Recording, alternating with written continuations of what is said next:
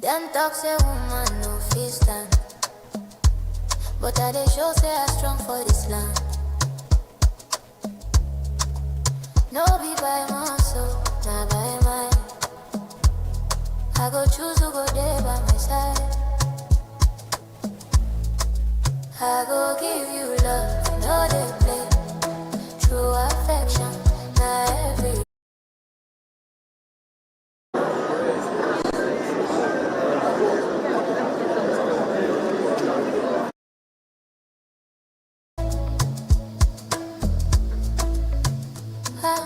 Brown skin girl, I did proud when I step out. I did loud, you they make my heart race. Anytime face. I go give you love, no they play. True affection, not every day. If you hold me close, I no go fear. The real connection, I cherish you there. Say now we the lead way. With my girls are they okay? Love yourself, make you no shame. African beauty, now my name. I go give you love, no they play. True affection, not every day. If you hold me close, I no go fear. The real connection, I cherish you there.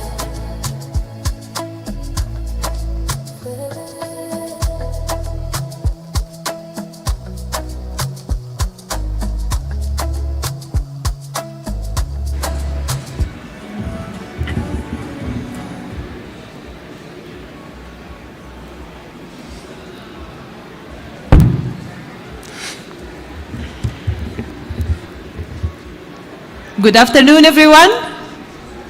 Habari. So we are going to start our conference in a few minutes. So I'm requesting everyone to come and have been seated here, please.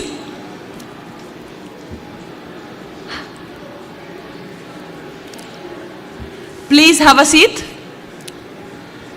Just a few minutes, 3-4 minutes, we will start.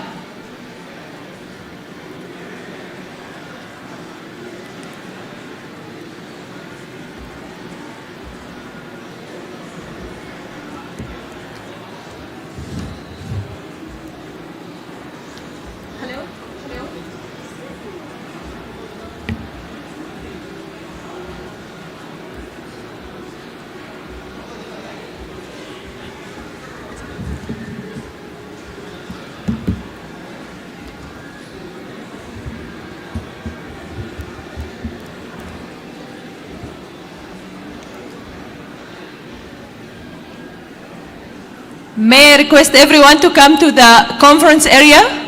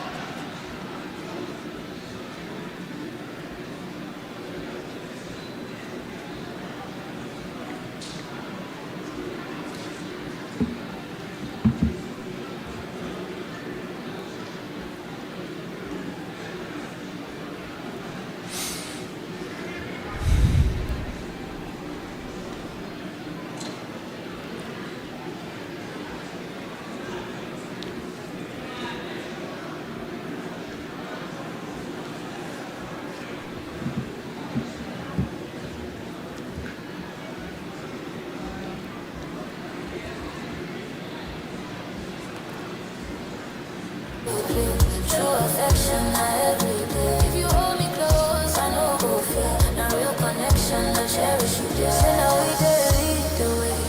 With my girls, are they okay? Love yourself, make you no shame. African beauty, now my name. I go give you love, no day. Karibu. True affection, Welcome. not every day. If you hold me close, I know go fear. Now real connection, I cherish you there.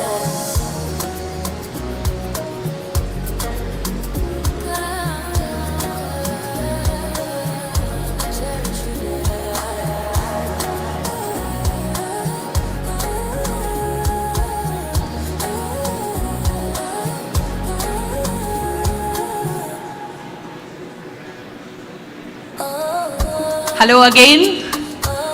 May I ask everyone to come here to the conference area? We are going to start in very few minutes.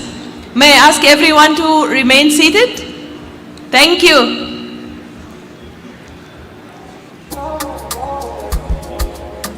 Step in the room, all eyes on you.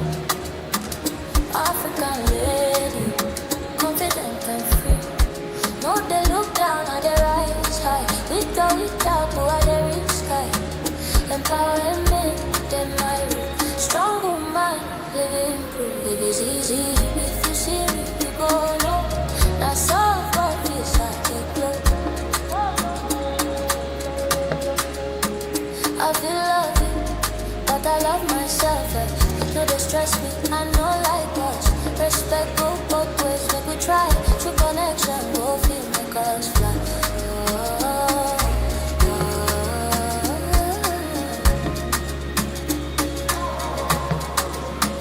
Empowerment, they my strong woman, living proof. If you see me, you go on. That's all for fierce, I dey glow. All my girls make me rise, no they hide our beauty, our pride, we no fit divide. We shine anyway, that's all we do. Now our time, no delay. Empowerment, they my strong woman, living proof. If you see me, you go on. That's all for fierce, I dey glow.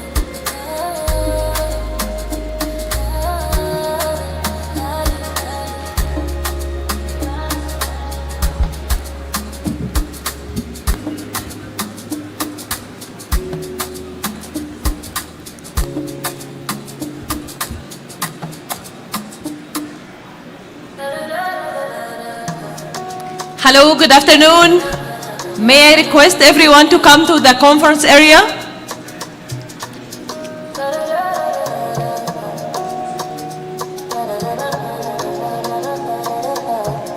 Hello.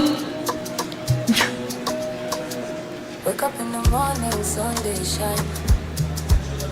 I dey blessed with beauty, I dey feel so fine. No stress, I dey happy with myself. Oh. Now only good vibes dey for my shelf. Baby, I go love you for the right reason. No be betray, no me be season. Anywhere you dey, I go there with you. On your back, I guess not true. Show me love, I go multiply. All my tacos scatter, they go testify. Hello, good afternoon everyone. May I invite everybody to be seated at the conference area for the inaugural session.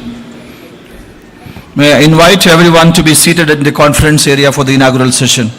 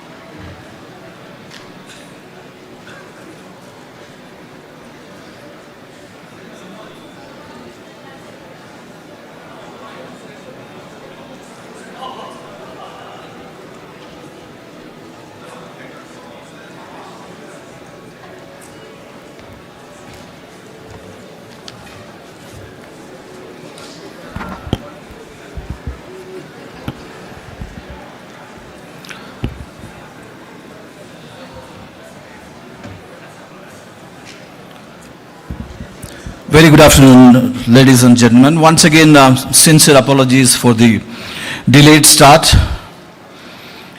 We are going to start the official opening ceremony of Powerelec Kenya 2025. For the opening remarks, may I invite Mr. Marcel Combrick, the Senior Channel Manager of Sangro, South Africa, on the stage, please.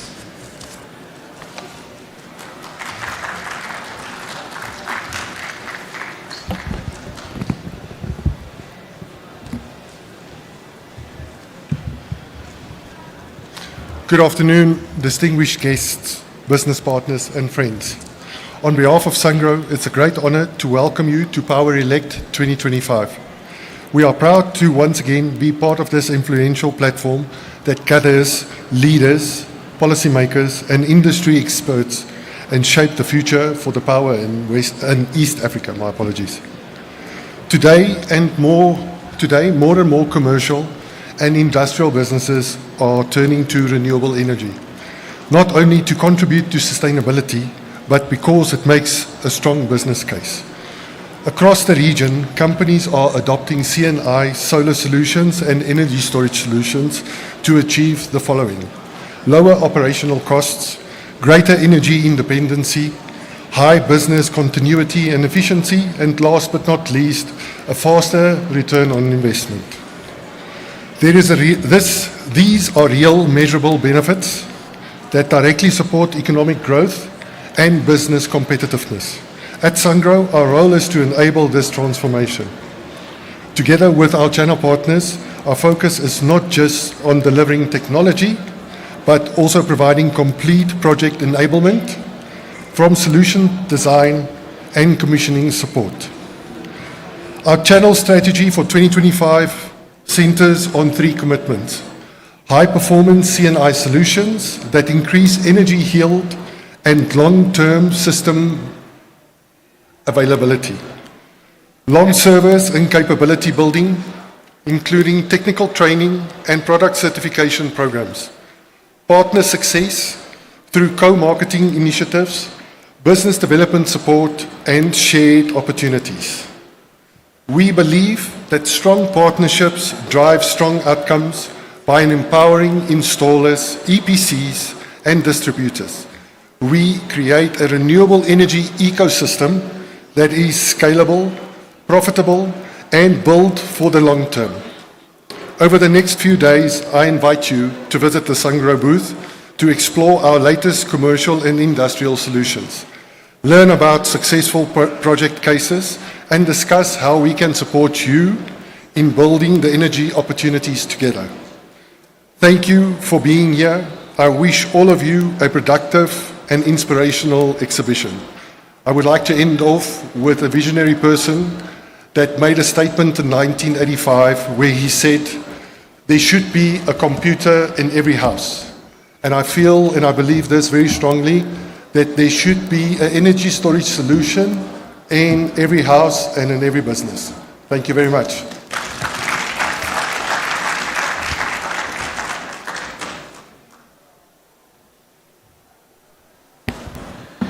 Thank you, Marcel. Sangro has been a great support to this event in East Africa. For the past almost like 3 years, Sangro has been the principal sponsor of Powerelec Kenya. For the opening remarks, may I invite the chairman of Kenya Renewable Energy Association, Kenya, Mr. Murifa Baraso.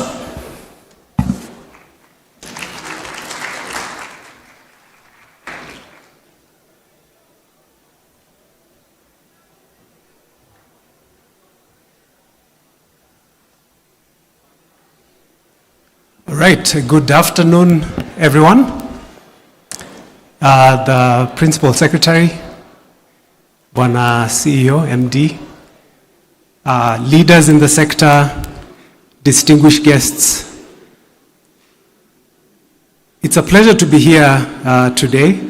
As you heard, my name is Murefu Barasa. I'm the chair of the Kenya Renewable Energy Association. Today I want to share some remarks that provide some background and context to our association and also the sector more broadly. When I graduated from college and I took up my first position, the electrification rate in Kenya was about 18%. So that means only about 1 in 5 households in Kenya had access to electricity. Now, fast forward more than 20 years, 4 out of 5 households in Kenya have access to electricity. And over these 20 years, there have been ups and downs, but there have been progress. Of course, it's not been a perfect environment, it's not perfect people, but there's been progress even in this environment. Now, KPLC has more than 10 million customers, the largest utility in sub-Saharan Africa by number of direct connections, even larger than ESCOM, because ESCOM distributes through municipalities. And that progress is also attributed to yourselves. Many of the companies that are represented here, some of whom are members of the Kenya Renewable Energy Association.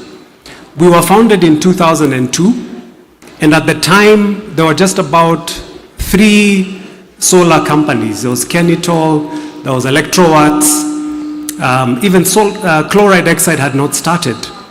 So there were just 3 companies, and when you talked about solar, most people did not understand what it is. But if you walk around here, you can see the progress that has been achieved over the last 20 years. I just want to mention a few highlights, especially for those who are new to this sector, for those who are thinking of investing in this space. I want to say that you are in the right country, you're in the right sector. If you look, for example, at e-mobility, I'm sure some of you have seen in the press, there's an upcoming e-mobility assembly plant in Olkaria that will have the capacity of manufacturing 50,000 electric vehicles. I'm sure you've also seen Sun King, who are one of our members, recently open an assembly plant with a capacity to do 700,000 solar PV modules per year.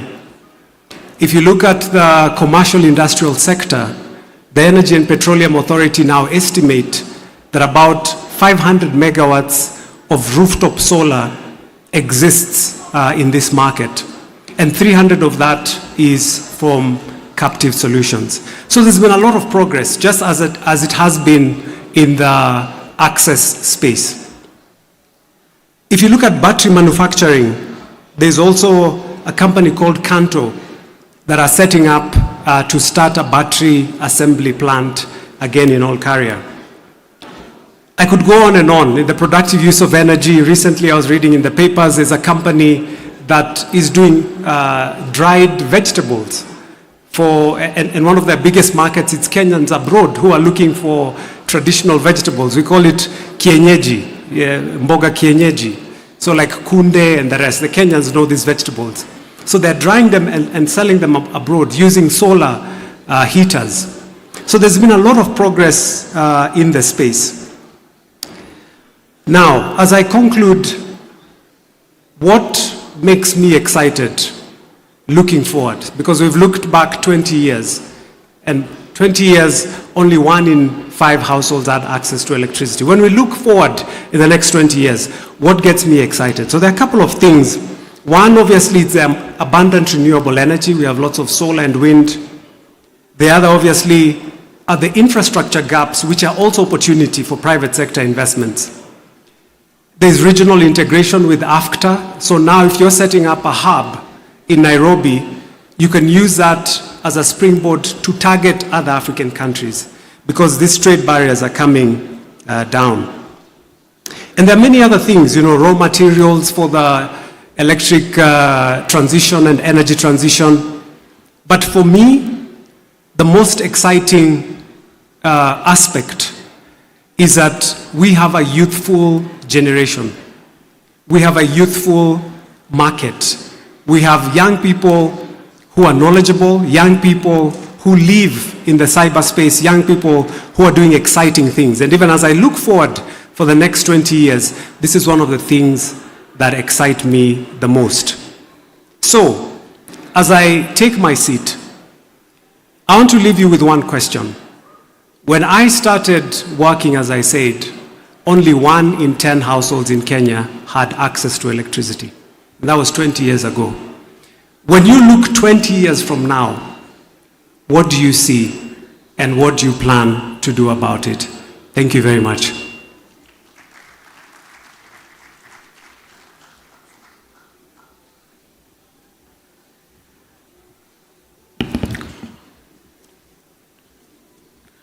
Mr. Barasa, thank you very much for that wisdom-packed words. I must appreciate that what Kenya is doing right now, the future generations will thank you for that because of creating that greener future for the future generations to come. Without wasting any more time, may I invite Dr. Engineer Joseph Siro, the Managing Director and CEO of Kenya Power, the household name in Kenya.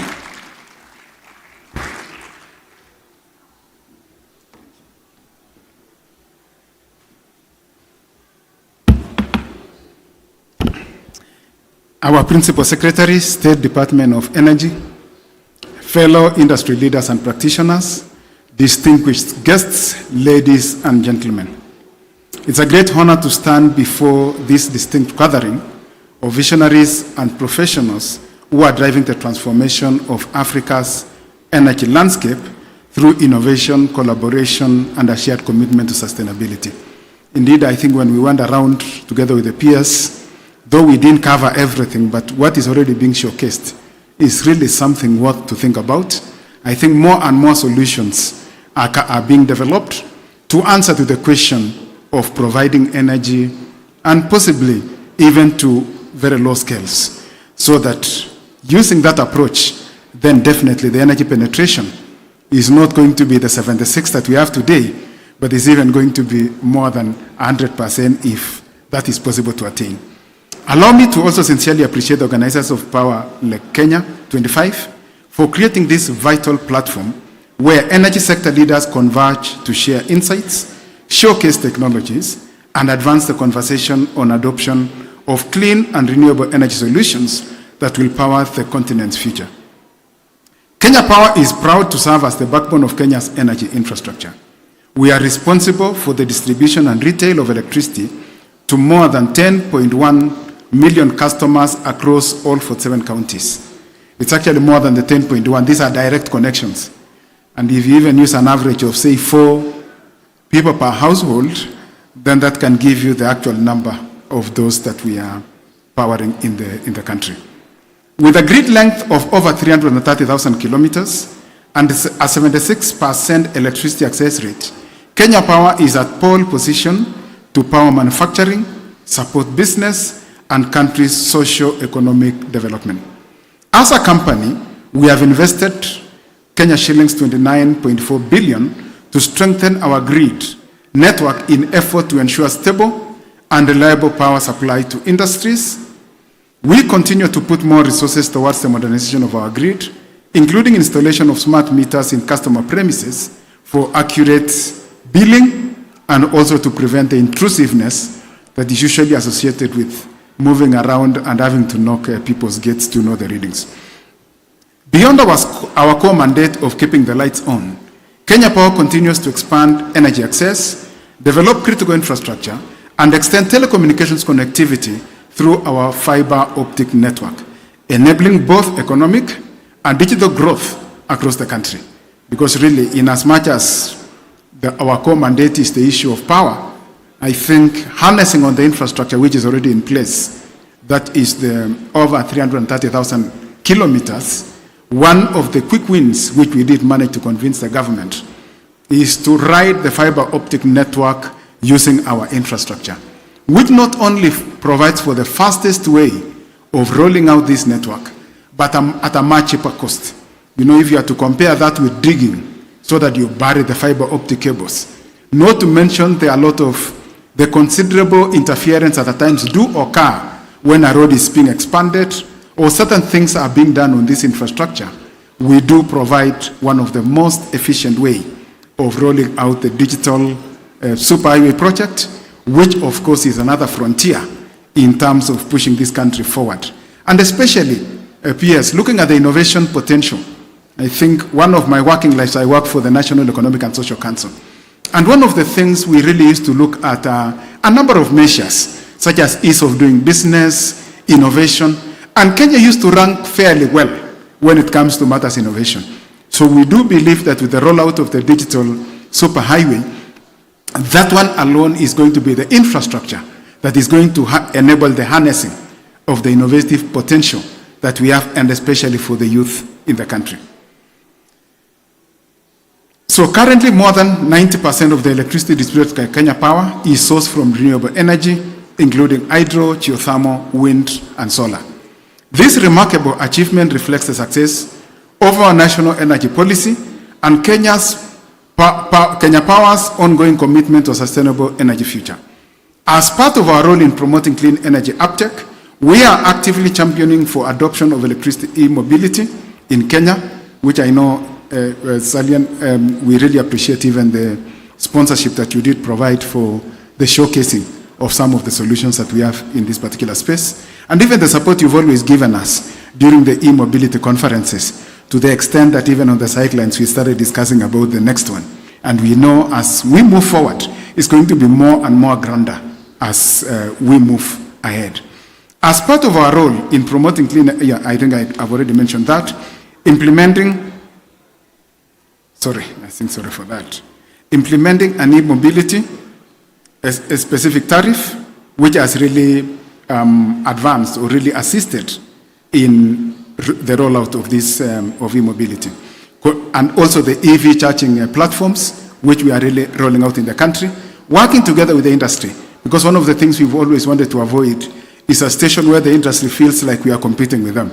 We really step in mainly to partner with them. Where we need our support, we can provide.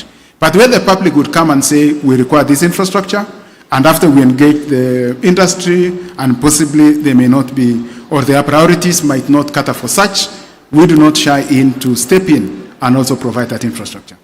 Convening industry stakeholders through platforms such as the e-mobility conference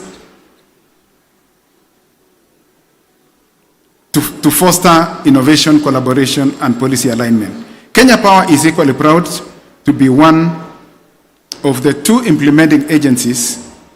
I think this, just hold on. My presentation is not flowing nicely. Pardon me for that.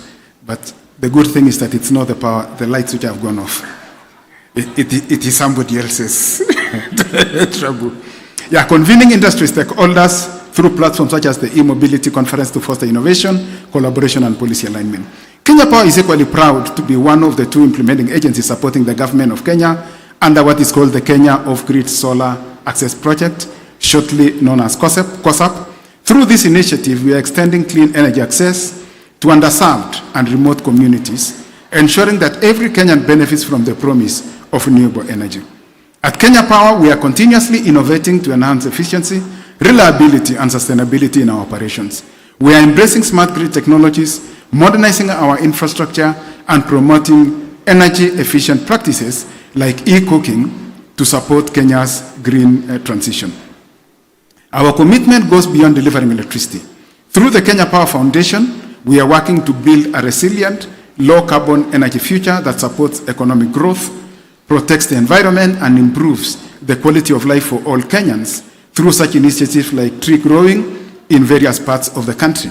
And we continue to invite partners in terms of undertaking some of these noble initiatives, which of course additional resources coming into the foundation is going to go a long way in terms of what we are able to do as a company in our vision to really impact the country in a very positive way. For instance, during the last financial year, we planted approximately 456,000 trees, whose seedlings were sourced from the various community-based organizations to support the National Climate Change Action Plan. I do know that on the issue of trees, I think there was a notion, especially within Nairobi PS, where they really felt that Kenya Power was not sensitive to issues of trees. Trees are very good in certain parts of our land, but they are the worst enemies when they are closest to our power lines. Not only does it pose a risk in terms of ensuring reliability of power, but it also poses a risk, because if you are to touch a tree which is swaying and it touches on our electricity infrastructure, it has the potential of actually killing people. And it was with that in mind that we had a very rapid initiative where we were removing and ensuring that our traces, where our lines pass, are clear of trees. But in forests across this nation, we have a very big determination to ensure we plant as many trees. So I think there was a mistake or a notion that when they see this trace where our power line is, some people would be tempted to see like those are very good candidates for planting trees. That is not. When you see any of that space, it is really necessary for the reliability of our line and to ensure that we don't pose any risk to the public who are beneficiaries of this. Indeed, from our regional control center, 70% of localized outages are because of trees near our traces. And especially when it rains, I think you used to hear people saying, when it would rain, the power would go off. And at times they never used to know what the magic was. The issue was when there is a tree very close to our line, and when it's raining supported with wind, as the tree sways, at some point the branches would touch our power lines. And that in itself would cause a trip. Indeed, I think I do remember at the time, PS, when of course there was a lot of resistance. But once we cleared the trees, I received a number of calls, PS, who are telling me, it's raining, and and we are not experiencing any outages. And I would ask them, did you allow us to clear the trees along the traces? And they would say, yes, but I don't see the relationship. Actually, that is where the relationship was. And indeed, I think we are at the time, PS, where we even get our consumers requesting us to come and clear trees near their traces. Because some of them have really seen the benefits of ensuring there are no trees near our power infrastructure. And we really do appreciate that with the passage of time, we are all knowledgeable in some of these things that in the past, we never used to know there was a nexus between the outages, rain, and also dealing with some of these challenges. Further, as a company, we have reviewed various policies and plans to establish a comprehensive waste management framework to strengthen our handling of waste while promoting recycling, safe disposal, and circular economy practices. As we participate in Powerelec Kenya 2025, Kenya Power reaffirms its dedication to powering Kenya's progress through clean, reliable, and affordable electricity. Together with our partners and stakeholders, we will continue to drive the transformation toward a sustainable and energy secure future for generations to come. Thank you so much, and thank you for inviting us in this forum.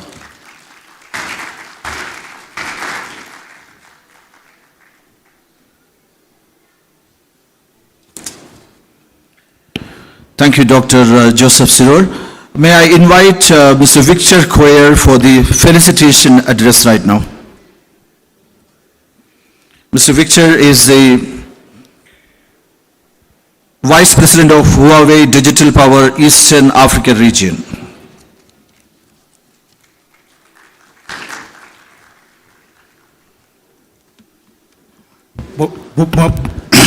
Buona PS, Minister of Energy, MD, Kenya Power, distinguished guests, ladies and gentlemen. As we open this Powerelec forum, one thing is very clear. Kenya is ready to move from kilowatts to gigawatts, probably to join the gigawatt level. The talent is here, the demand is here, the willingness of the country is also here. Our job is very simple. Our job is simply to turn around the conversation that we're going to have today. That is the kilowatt stocks and are generated through our commissioned gigawatts. We've heard from the leaders about what it takes in regards to the policy, the clarity from Kenya Power, the bankability in terms of the projects, the seriousness that they're also unveiling in terms of connecting the grid. And today, there's no doubt that storage and digitization are essential for reliability and least cost growth. Allow me to acknowledge Huawei Fusion Solar. So Huawei, we do have different solutions that we have on our booth. We have the PV inverters, battery energy storage solutions, smart inverters technologies, both residential, commercial, industrial, and also utilities space. So we have proved in terms of the advanced controls that we do have within our site. We provide safety and real-time data that can stabilize our grid while pushing the leveraged cost of energy. There are kinds of tools that, combined with the transparent procurement and fair wheeling charges, will power Kenya to the next leap. To the government, to the minister, please keep the pipeline predictable in regards to the utility side, the PPAs. And to the utilities, Kenya Power, and also the generators, KenGen, keep the grid open and flexible. To the developers, financiers, and the EPCs, bring bankable projects, community-positive projects that will essentially support the grid in Kenya.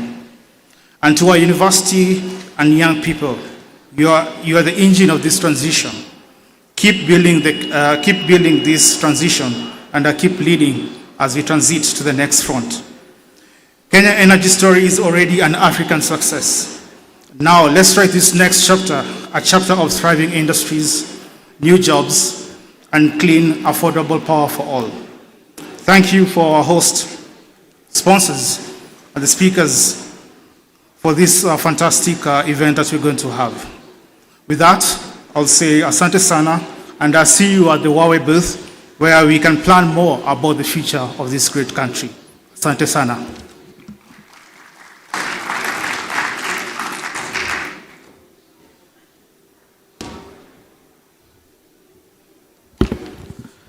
Thank you, Victor.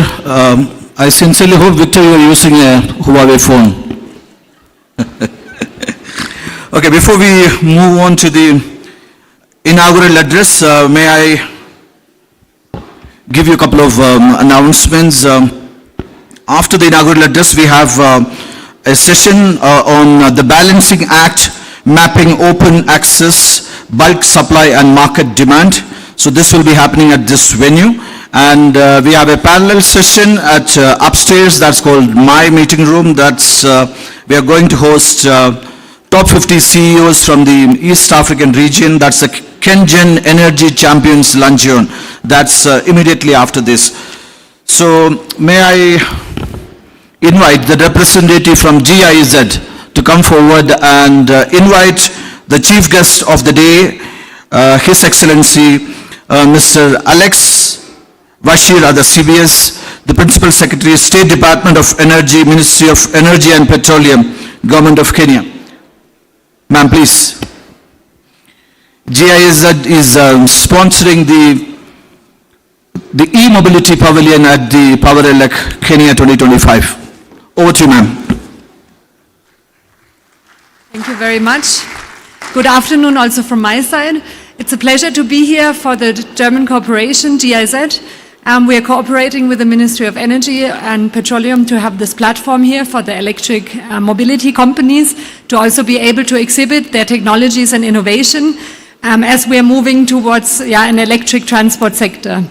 Germany and Kenya have a partnership on climate and development, and the target to move towards a 100% renewable energy system is the core of this partnership, and we're really glad to have this continuous and very fruitful partnership with the Ministry of Energy and Petroleum. With just these few remarks, I would like to invite the chief guest here, Principal Secretary Alex Washira, for the inaugural address. Thank you very much.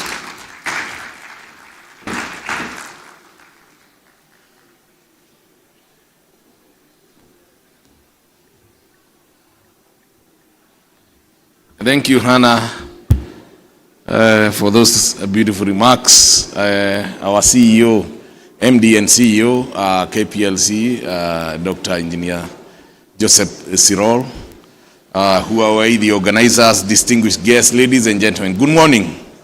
No, good afternoon. Good afternoon once again.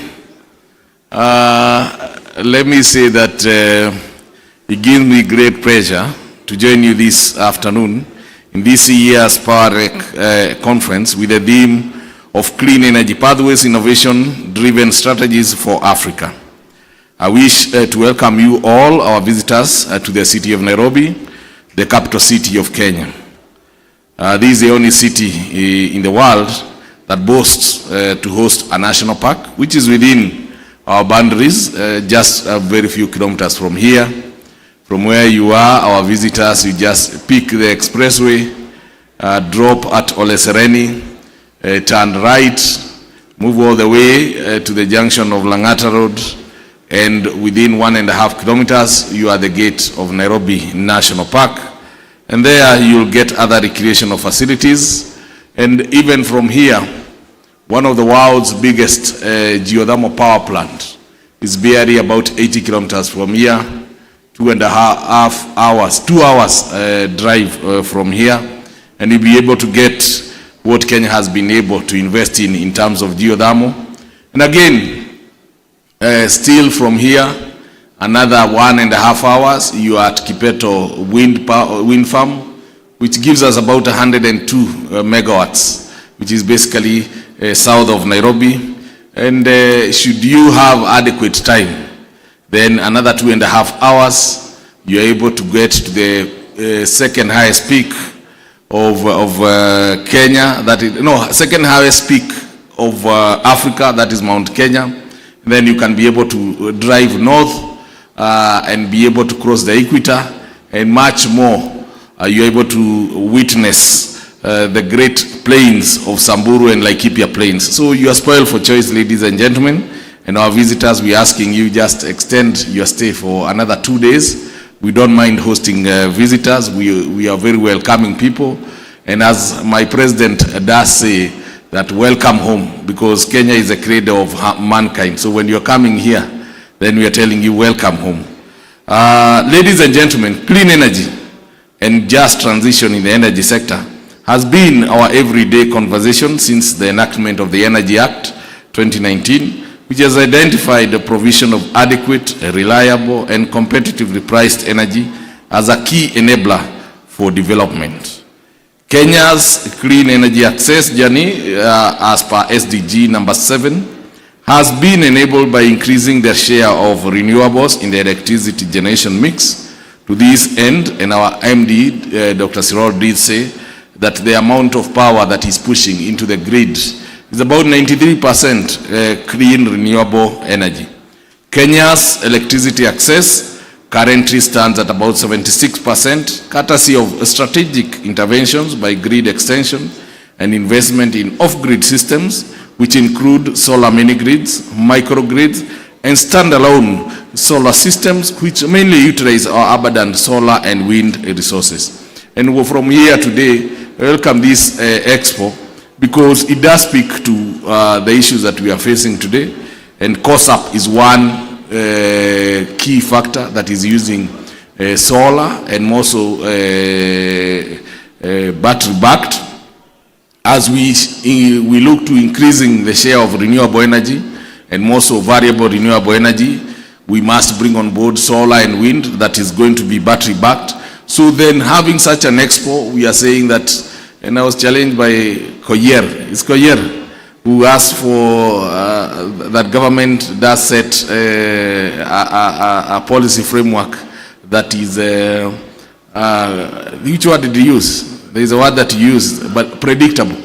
And for us, and if you look at the Energy Act 2019, it stipulates several things. That number one, the tariff should be predictable and should be able to look at the interest of the consumer as well as the interests of the players, more so generation, transmission, and distribution.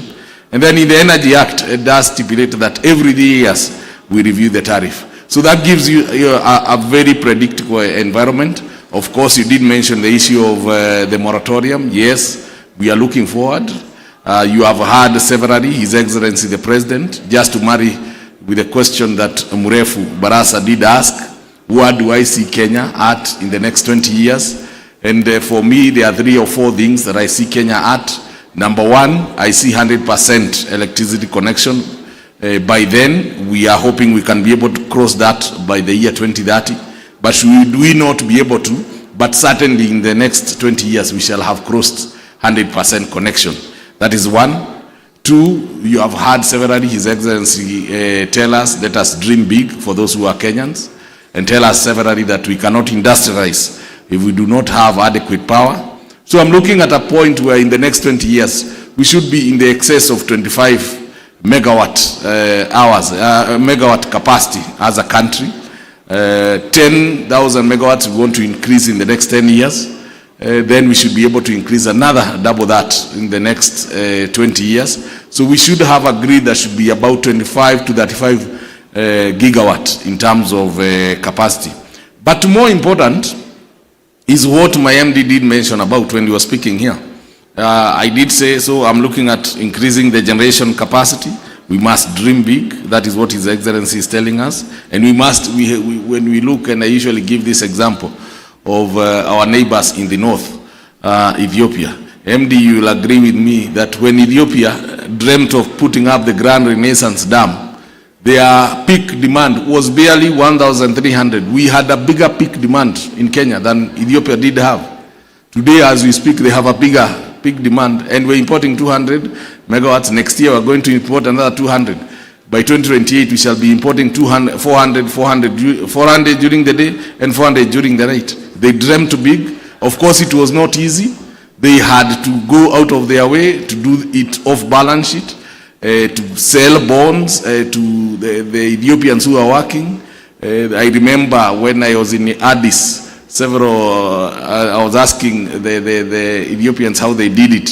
And some, even school-going children, were buying the bonds so that they could build the Grand Renaissance Dam. So that is what His Excellency is telling us, that Kenyans, let us dream big, let us look for energy, let us build energy, let us increase our investment. And I'm happy, MD, that you have about 29 billion that you're investing in grid strengthening, because why we are marrying what we have today and grid strengthening is because Kenya, we have two problems. We have the problem of access, and we also have the problem of redundancy.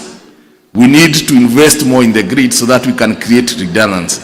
Until such a time when we'll have a grid that is seriously invested in, that it has N-1 in every sphere, then the backup solutions may not be as needful as they are. And I'm happy that you did mention the issue of the trees. I remember when C.S. Duale was the Minister for Environment. So I think we had done some tree cutting, the branches around Muthaiga, around Ridgeways, and around Runda, and somewhere in Hurlingham. So I think he was met by a group of residents, and I think from the meeting, the residents had seriously protested. So I received a call from C.S. Duale then, who was Minister for Environment.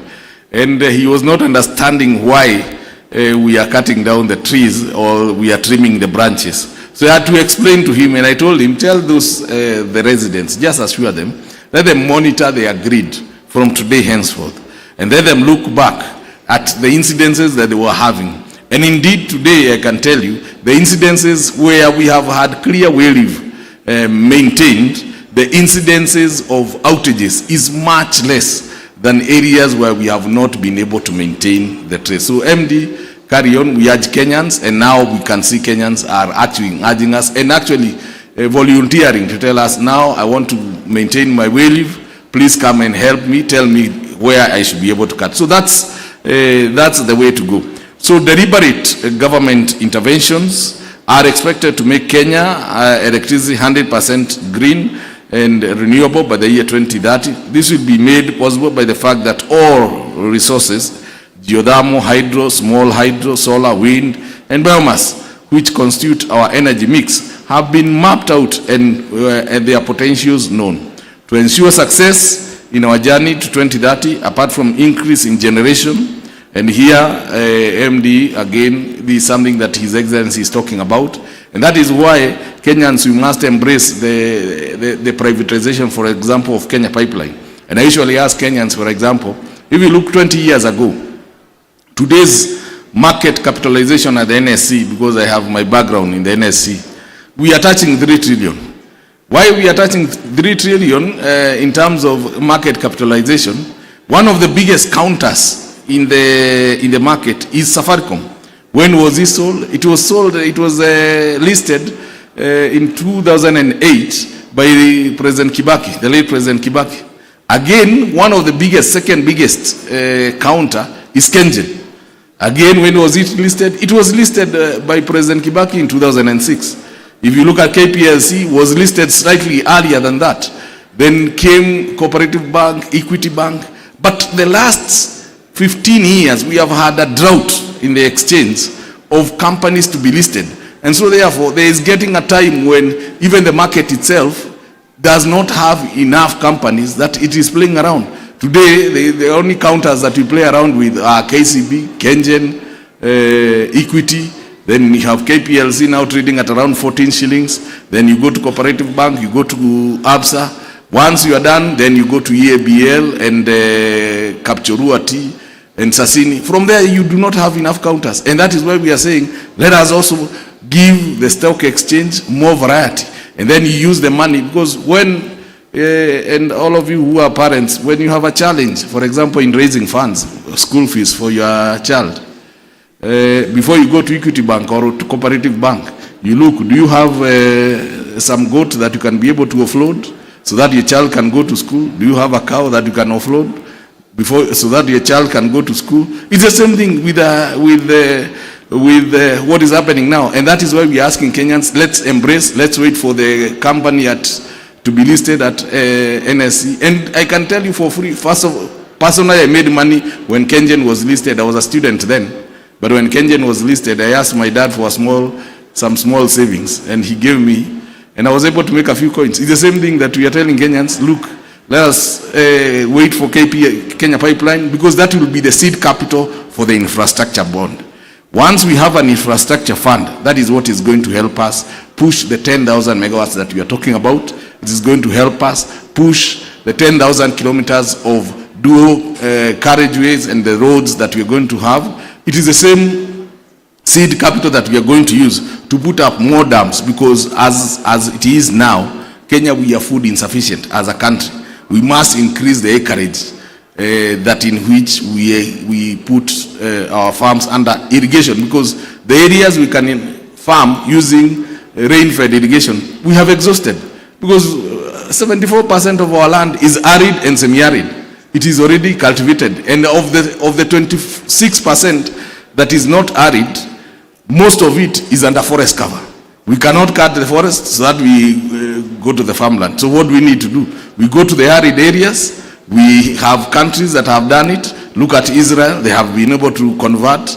Look at Saudi Arabia, they have been able to convert. Look at UAE, they have been able to convert. We do not have extreme weather like those countries, but they should be food sufficient countries. So we are looking at a point where we should be able to be food sufficient, and so therefore the issue of privatization is very much welcome, so that we have an infrastructure fund that will help us increase these 10,000 megawatts that we are talking about, the road infrastructure that we are talking about, to ensure success in our journey by 2030. Apart from increase in generation capacity, the government, through the Ministry of Energy and Petroleum, has lined projects to strengthen the grid and build new substations. All these projects are included in Kenya Electricity Generation and Transmission Master Plan, which outlines strategies for expanding the nation's electricity infrastructure to meet growing demand and improve reliability. The key aspects in the master plan include increasing generation capacity, upgrading our transmission network, and addressing financial and technical challenges. Ladies and gentlemen, we therefore welcome platforms such as this and encourage more private sector players to complement government efforts as we invest in the energy sector, which has shown consistent growth and vibrancy. On e-mobility, and I want to thank Hannah and GIZ for the support that you have been able to give us in terms of e-mobility, even on generation, clean cooking. We appreciate you very much, and we appreciate the partnership that we do have with the Federal Republic of Germany. Thank you very much. You did host us, and we are expecting a huge delegation next week from Germany. Asante tena. The e-mobility Ministry of Energy and Petroleum has implemented various policies to promote electric mobility, including the Kenya National Energy Efficiency and Conservation Strategy, which aims to achieve 5% share of electric vehicles out of a total number of vehicles registered annually. We look forward to an increase in the number of EVs as more customers take advantage of the special e-mobility tariff, reduced excise duty on electric vehicles from 20% to 10%, and the exemption of value-added tax on fully electric vehicles.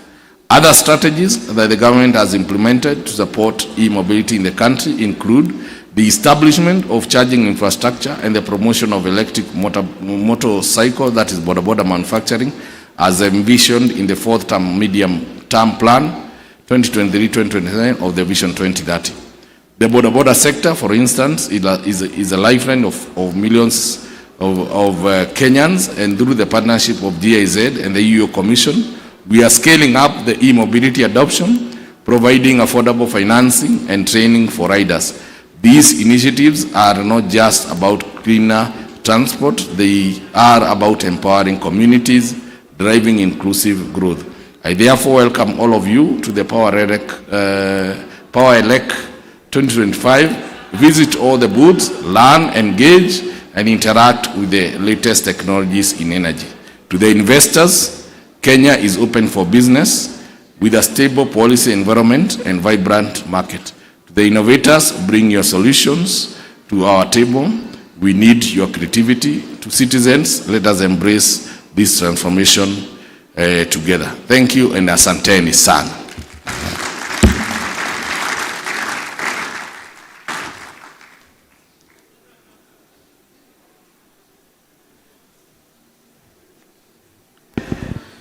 Excellency, thank you very much for all the insights you shared. I'm pretty sure we are not very far from, it is always said that Nairobi is going to be the energy capital of the whole Africa. Like in US, there is for software there is an energy capital. There is a capital for energy. There is a capital. So likewise, I sincerely hope that Nairobi will become the energy capital of the whole Africa in the coming years. With this, may I invite everybody to please stand up for the national anthem of Kenya.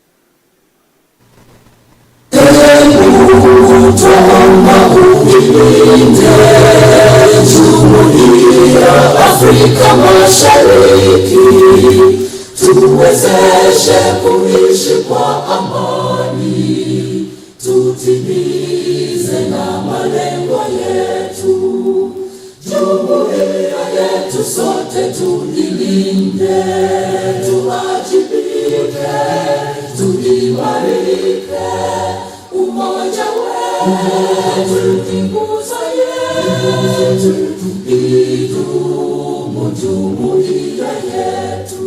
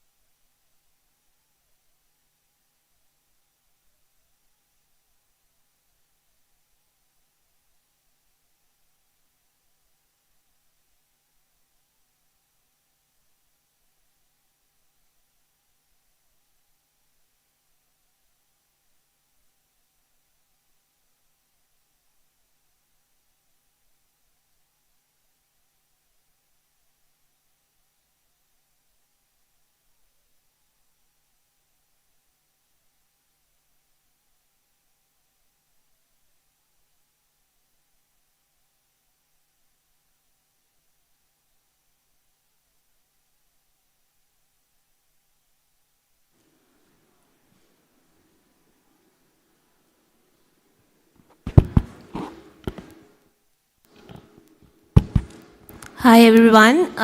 In a brief time of 5 minutes, we would be starting with the session 1, requesting all of you to be seated at the conference area. Thank you.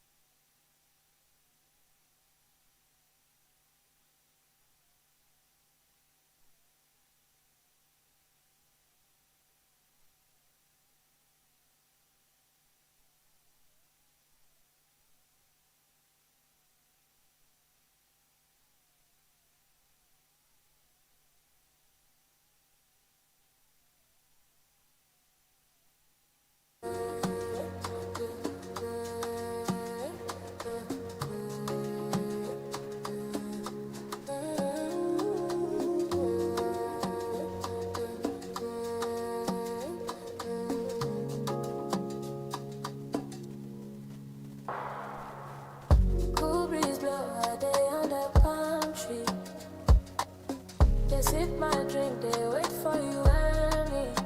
Every time you dey near, my body they spark. Now you they give me courage to stay on track. Oh baby, love no be joke. You dey make my heart they float. No carry wahala enter from my zone. I did for you, you did for me, we did go.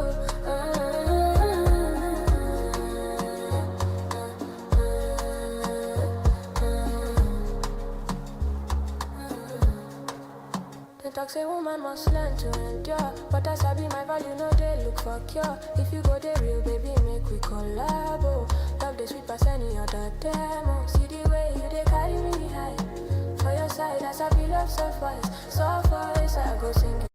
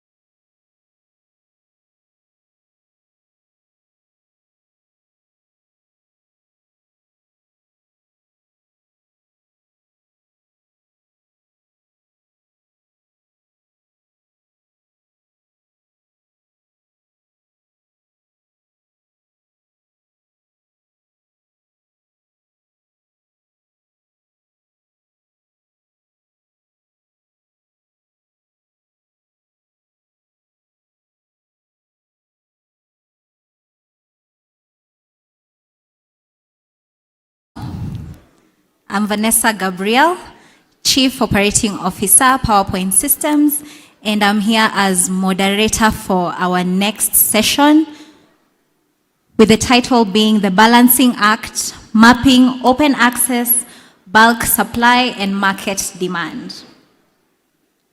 I will introduce our two panelists to the stage.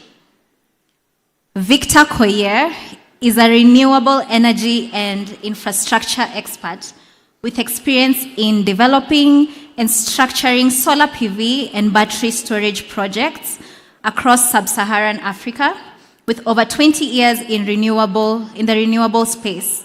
Victor's work supports sustainable, bankable energy solutions that advance Africa's clean energy transition and inclusive growth. Let's give him a hand as he comes to the stage.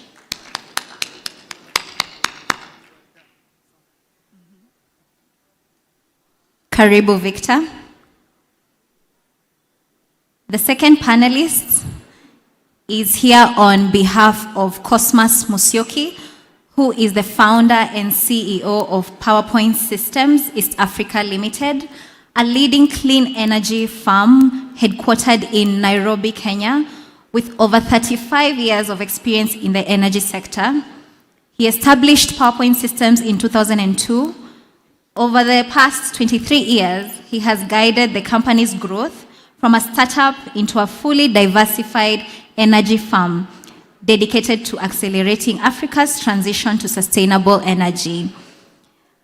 Representing him is Joseph Gitonga, Head of Business Development, PowerPoint Systems. Let's give him a clap.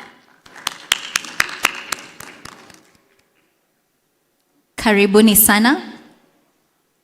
So we'll just dive right into the first question, which is setting the stage, the evolving African power market. This question goes to you, Victor Koyer. How do you see the concept of open access evolving across African power markets? And which countries are leading this transition? Thank you very much, Vanessa. So if you're more or less looking at the power pool, open access, so we have different countries that are prospecting, leading on this particular case. So I could possibly mention some of this country and maybe give you sort of like a high level view in respect to the status of the open access that these particular countries. Maybe I can mention the first 4 countries. So I'll possibly start with South Africa. So South Africa, if you're more or less looking at the open access, this is something which is pretty much being pushed through ESCOM, and there's quite a lot of energy traders in South Africa. And in regards to the embedded generations, so we've seen a lot of new trajectory in response to how you can do wheeling and also open access through energy trade. But also if you're looking at the bulk supply model that they are currently using at the moment, they have the single source whereby they have the single buyer whereby you have to sign a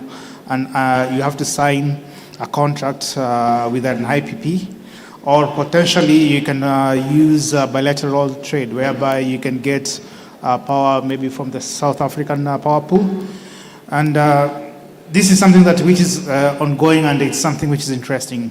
But if you're now looking back home, Kenya, yes, partially we do have open access, but I do believe that there's some few frameworks that needs to be puzzled out so that at least we can have an ease flow for each, let's say, enablers within this particular space. But what we've seen in terms of the bulk supply model that are currently in Kenya is that we have the single buyer option, whereby, of course, we have the IPP, independent power producers, who sign directly with Kenya Power. But now on the bilateral options, you've heard today from the PS, he did mention that we have a bilateral option whereby we have power that is coming from Ethiopia, close to around 400 megawatts, and also power coming from Tanzania. So that's some of possibly open access that we've seen in Kenya, but there's a huge participation that is currently ongoing within East African Power Pool, which is also something that pretty much interesting. Maybe just the last country that I can possibly provide much more details will be Nigeria. So Nigeria is a country whereby there's a lot of disco, so meaning that the distribution companies. So we have, it's a fragmented country. Yes, in terms of the open access, it's pretty much partial, but under the new transition of the Energy Act that was initiated a couple of months ago, so there's sort of like a division within Transmission Company of Nigeria, where now each particular, let's say, disco, they can easily try to do their own generation, which is embedded, and sell it to the various parties within the energy space. So they are more or less focusing on the franchising model, which is something which is critical. So I will say that open access is a new thing that is pretty much coming up within Africa, but there's a lot of improvement that needs to be undertaken. So yeah, those are some of the few countries, but other countries are also developing open access within Africa. Thank you, Victor. On economics of bulk supply and demand, this question goes to Joseph. How do current bulk power procurement mechanisms, i.e. PPAs, bilateral contracts, and spot markets affect market efficiency? Thank you for that question. So how these three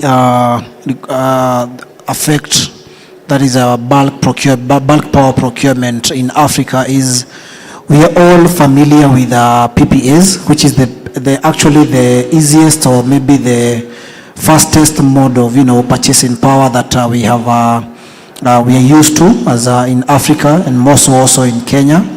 So for PPA, which is power purchase agreements, these are able to stabilize. They're able to stabilize IPPs, that is finances, and because most companies don't really put their funds to purchasing power, or just put all their facilities to purchasing power.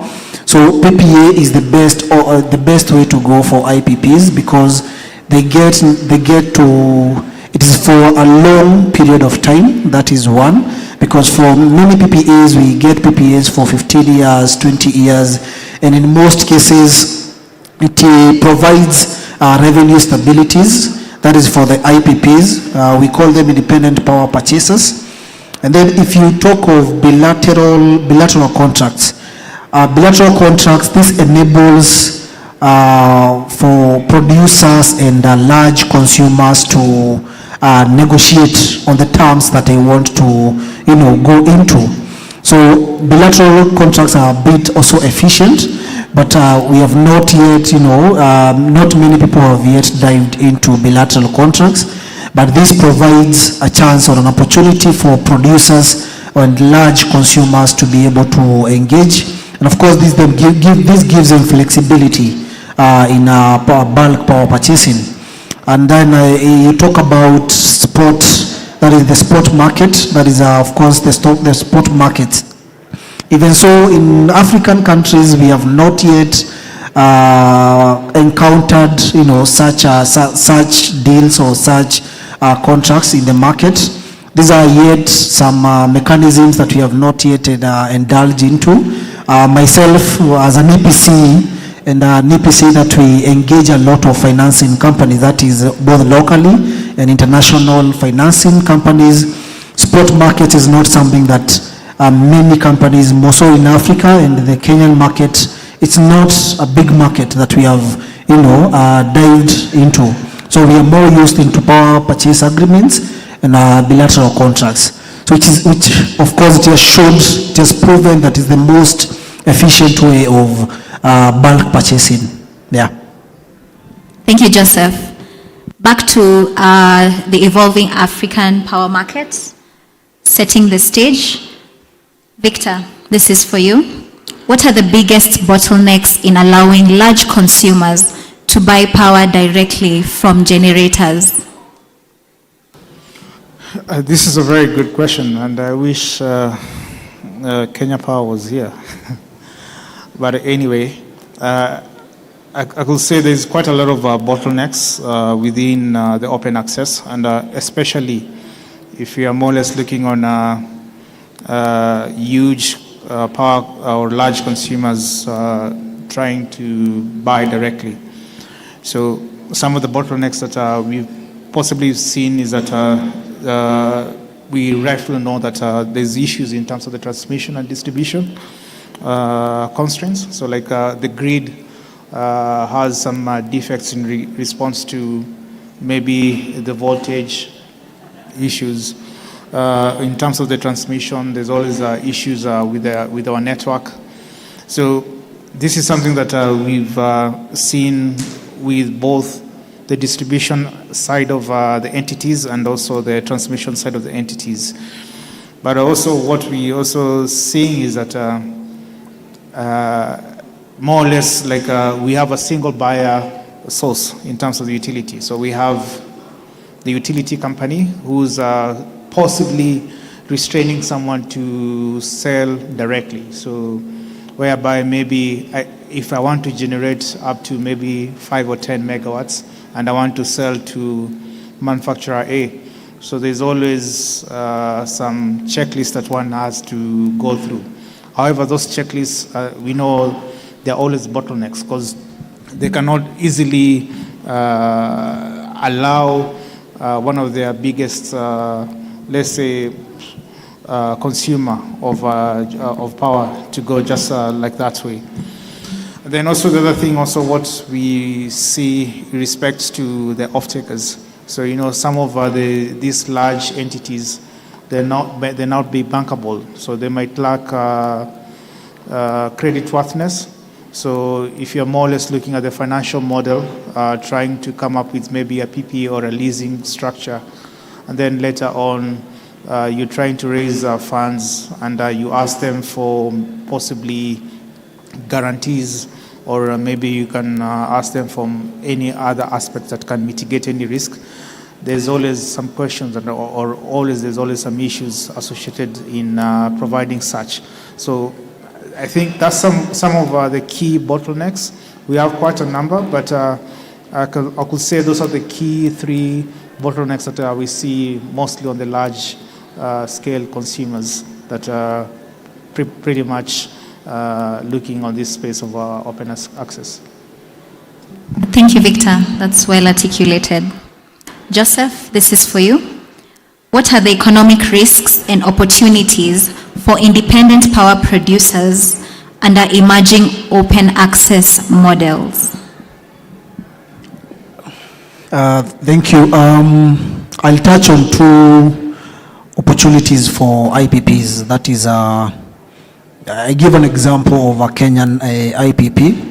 So the first opportunity is having broader customer base.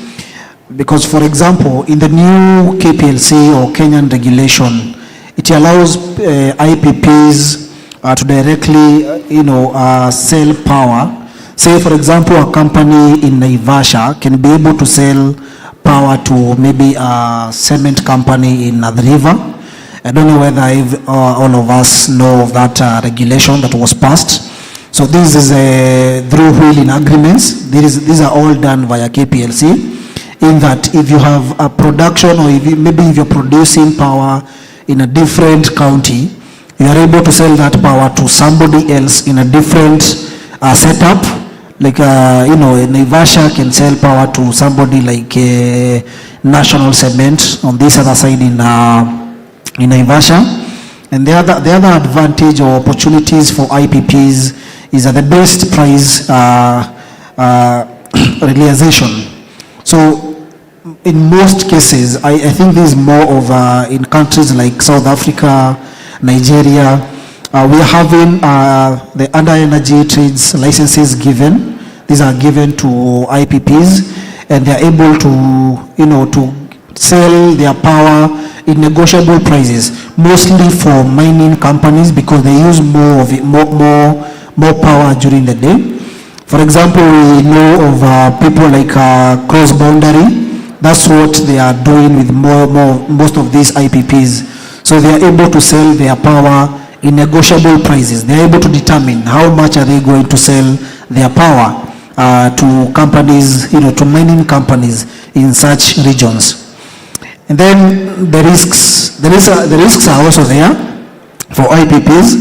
The number one risk that everyone knows is payment and credit risks. If you get yourself into a PPA, it's a bit, sometimes if you don't do your KYCs right, and you end up maybe giving a PPA agreement to a certain company X, and unfortunately maybe their cash flows are not constant for a certain number of years. Say maybe you enter into a 20-year or 15-year PPA.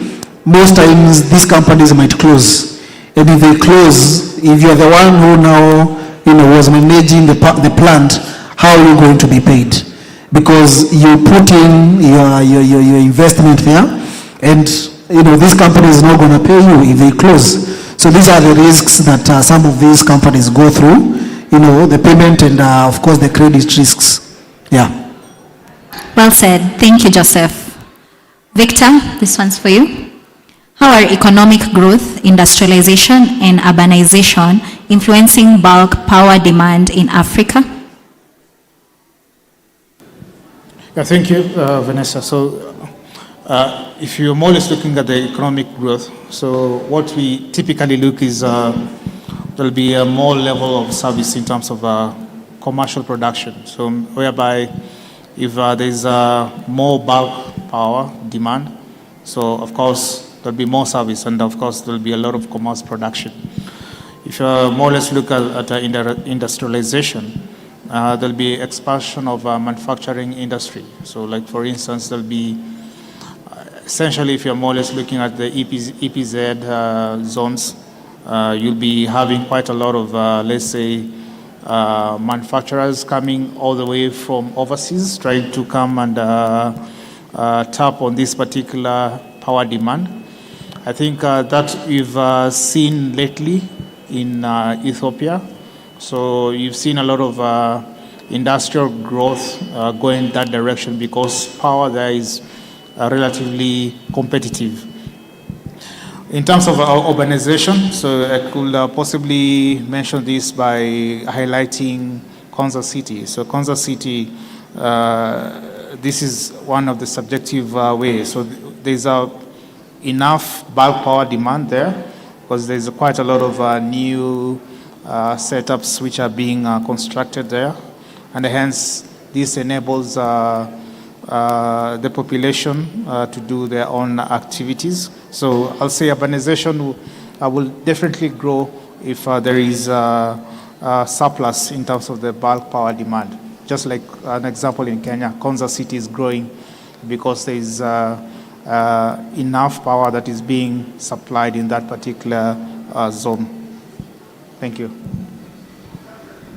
Thank you, Victor.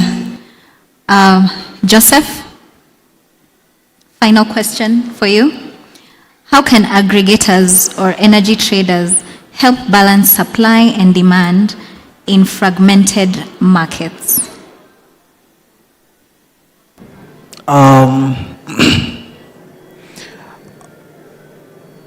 The best way to put this would be this by bridging small producers and consumers, and of course this would help pool distributors and in the renewable energy sector manage variability for solar or wind and stabilize pricing in fragment markets. This would be by introducing flexibility. Traders, of course, improve liquidity and enable small players to participate in power markets efficiently. I would also want to touch to combine it with the second last question, that is how can tariff structures and wheeling charges be designed to ensure fairness? And of course, this one where it says, how can aggregators and energy traders help balance supply and demand in fragment markets? So we all know KPLC has come up with the wheeling, the wheeling agreements. And this is through EPRA. So what is happening? They are putting it to be a balanced equation, all the way from the producers and to the consumers. So how it's working is through KPLC, you are able to sign a wheeling agreement whereby you are able to sell power to a consumer, or you're able to sell power to company X, through the KPLC's grid. Just the other day, they allowed, supplying excess power, feeding excess power to the grid, and this is by having manageable policies by KPLC and all these players and all these stakeholders. They balance this equation, between energy traders and IPPs, that is the people who are purchasing these plants or selling this power. It is by having policies and equal policies and balanced policies whereby all this selling and buying of power is managed by KPLC and the likes of EPRA and all these people who manage power consumption or power distribution in the country. So that is one of the way of managing how this power is going to be supplied to the most demanding institutions, to the most demanding industries. Yeah. Thank you, Joseph. So in conclusion, thank you to everyone for being part of this important discussion.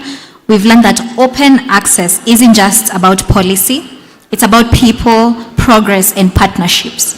Together, we can light up Africa in smarter, cleaner, and fairer ways. Thank you to our panelists, and thank you to our audience for your time and energy today.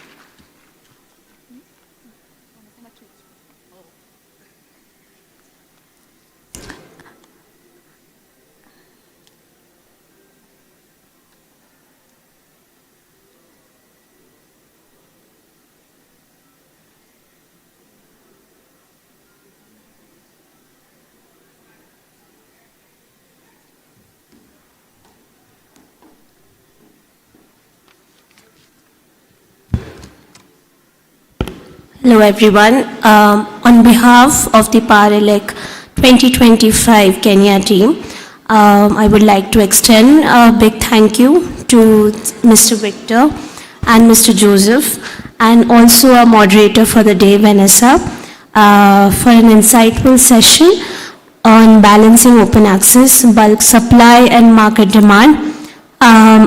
These perspectives have truly set the tone for meaningful conversations ahead. We truly appreciate your time and expertise and the value that you have added to this session. Once again, thank you so much.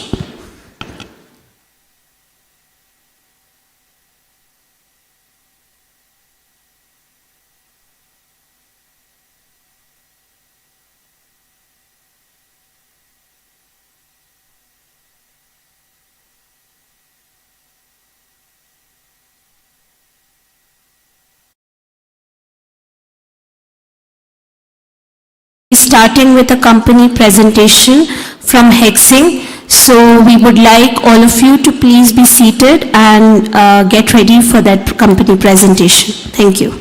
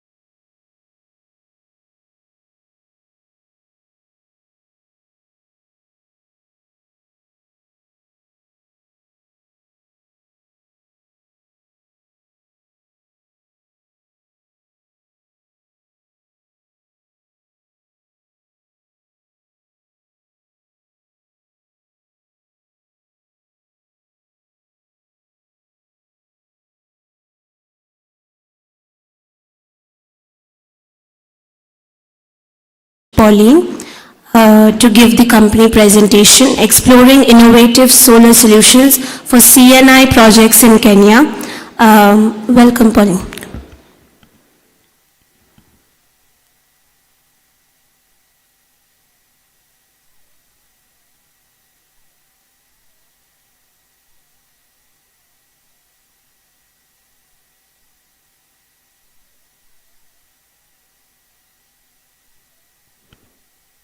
Good afternoon. Good afternoon. We are very few, but we can be more energized. Like those people at the expo side of life. My name is Pauline. I'm the marketing manager at Livotech East Africa, which is part of Hexing Group. I'm accompanied by my colleague, Alfayo Wafula. Please come to stage. You can have a seat.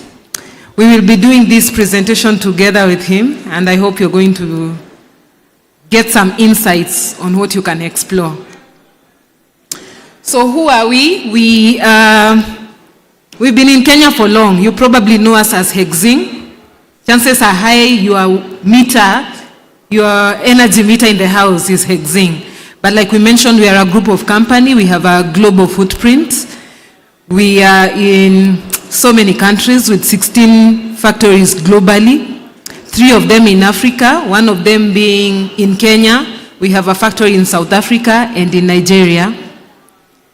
We do many things, but in terms of solar, one of the reasons why it is critical to partner with us because we are a one-stop shop in the sense that we have rich experience in energy industry. I just mentioned we've been in Kenya for over 2 decades.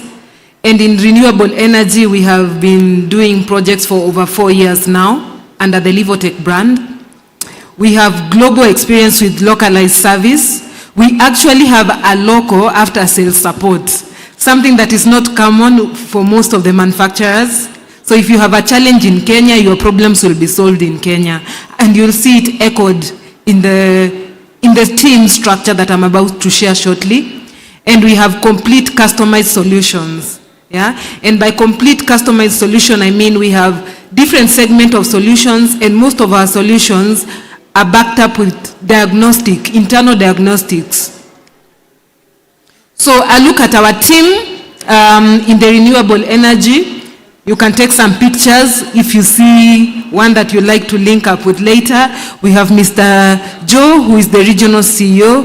We have Sophie, who is the Africa Renewable Energy Director. And we have Flem, who is Director of Renewable Energy in charge of C&I. We have myself as the Marketing Manager. We have Joseph. If you follow our social media pages, you probably have seen him. He's the After Sales Engineer. And I've just introduced Alfayo, who is the Solar Solutions Engineer. Before we continue, you may scan that so that if you have a query now or later, you can leave an inquiry. Also take that WhatsApp number so that if you have a question post this presentation, you are able to contact us later. Okay, +254 791 754 069. That is the company WhatsApp, and that is scanned for a form to send us inquiries in case they arise as the presentation goes on.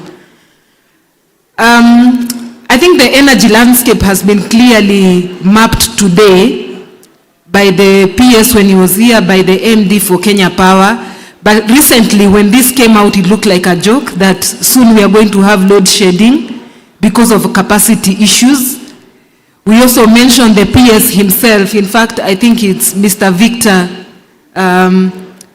He had mentioned here that we need a little bit of predictability. You know, this month you have these bills, next month you have those bills. Can we really plan for our revenues?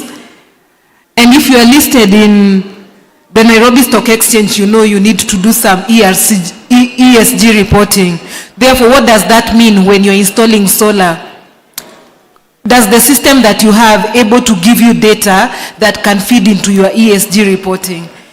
And we also know that part of the success factor of solar projects is whether the partner that you have is here for the long term, is whether the partner that you have has local support, and whether their products are reliable.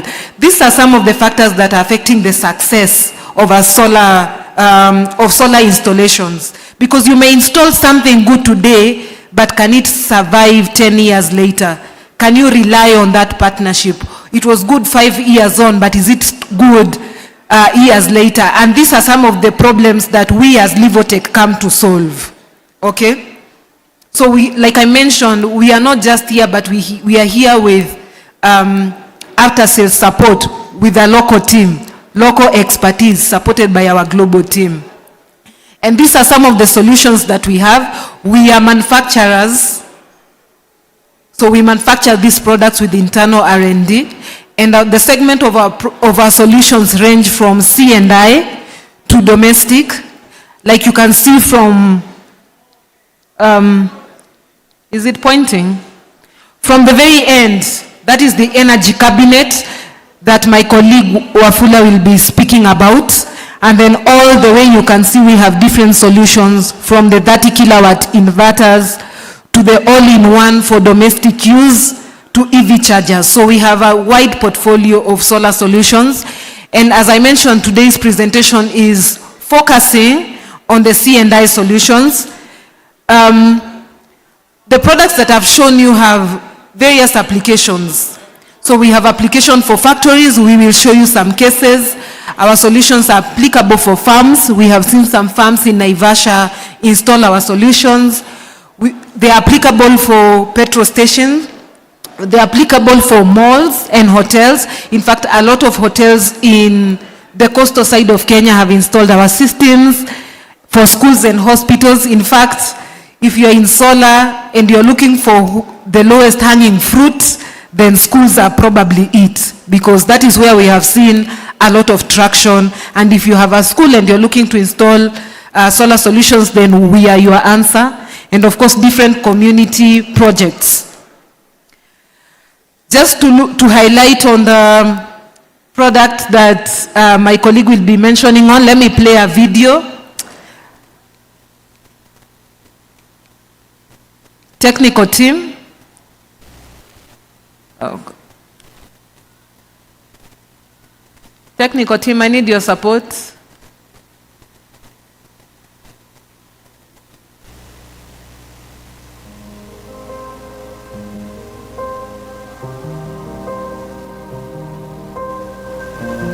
This is one of our most recent developments.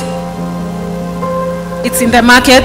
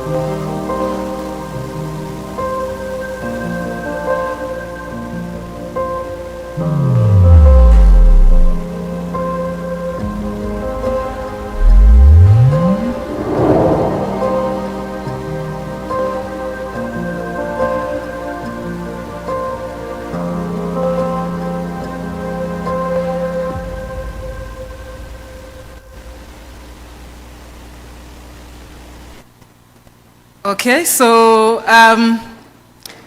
we are showing tangible of what we have. One of the most stable solutions that we have for C&I solutions. And on that note, I want to welcome my colleague Alfayo to take us through the technical details of the product. I had shared this. You can have something to take home just so you remember. I will be seated later there so that if you have any more questions, you can come see me. Alfayo, karibu sana. Good afternoon, everyone. Thank you, Pauline, once again for the insightful introduction. My name is Alfayo Afula. I'm the Solar Solutions Engineer at Powerelec East Africa. This afternoon, I'm going to take you through some of our solutions, our products, and later on I'll show you our case studies that we have implemented these projects so that we can be able to have a look at how we are helping businesses to achieve efficient and intelligent energy independence. So at Powerelec, we offer comprehensive portfolio for energy solutions, like Pauline already mentioned. We have a number of solutions ranging from residential inverters with energy storage that provides backup and energy independence for homes, small enterprises, as well as advanced C&I systems built for scalability, performance, and long-term value. However, today we are going to focus on this product, which is our new and latest product in the market. It is it's one of the most innovative solutions. It's the cloud edge all-in-one energy system, which you have just seen in the video before.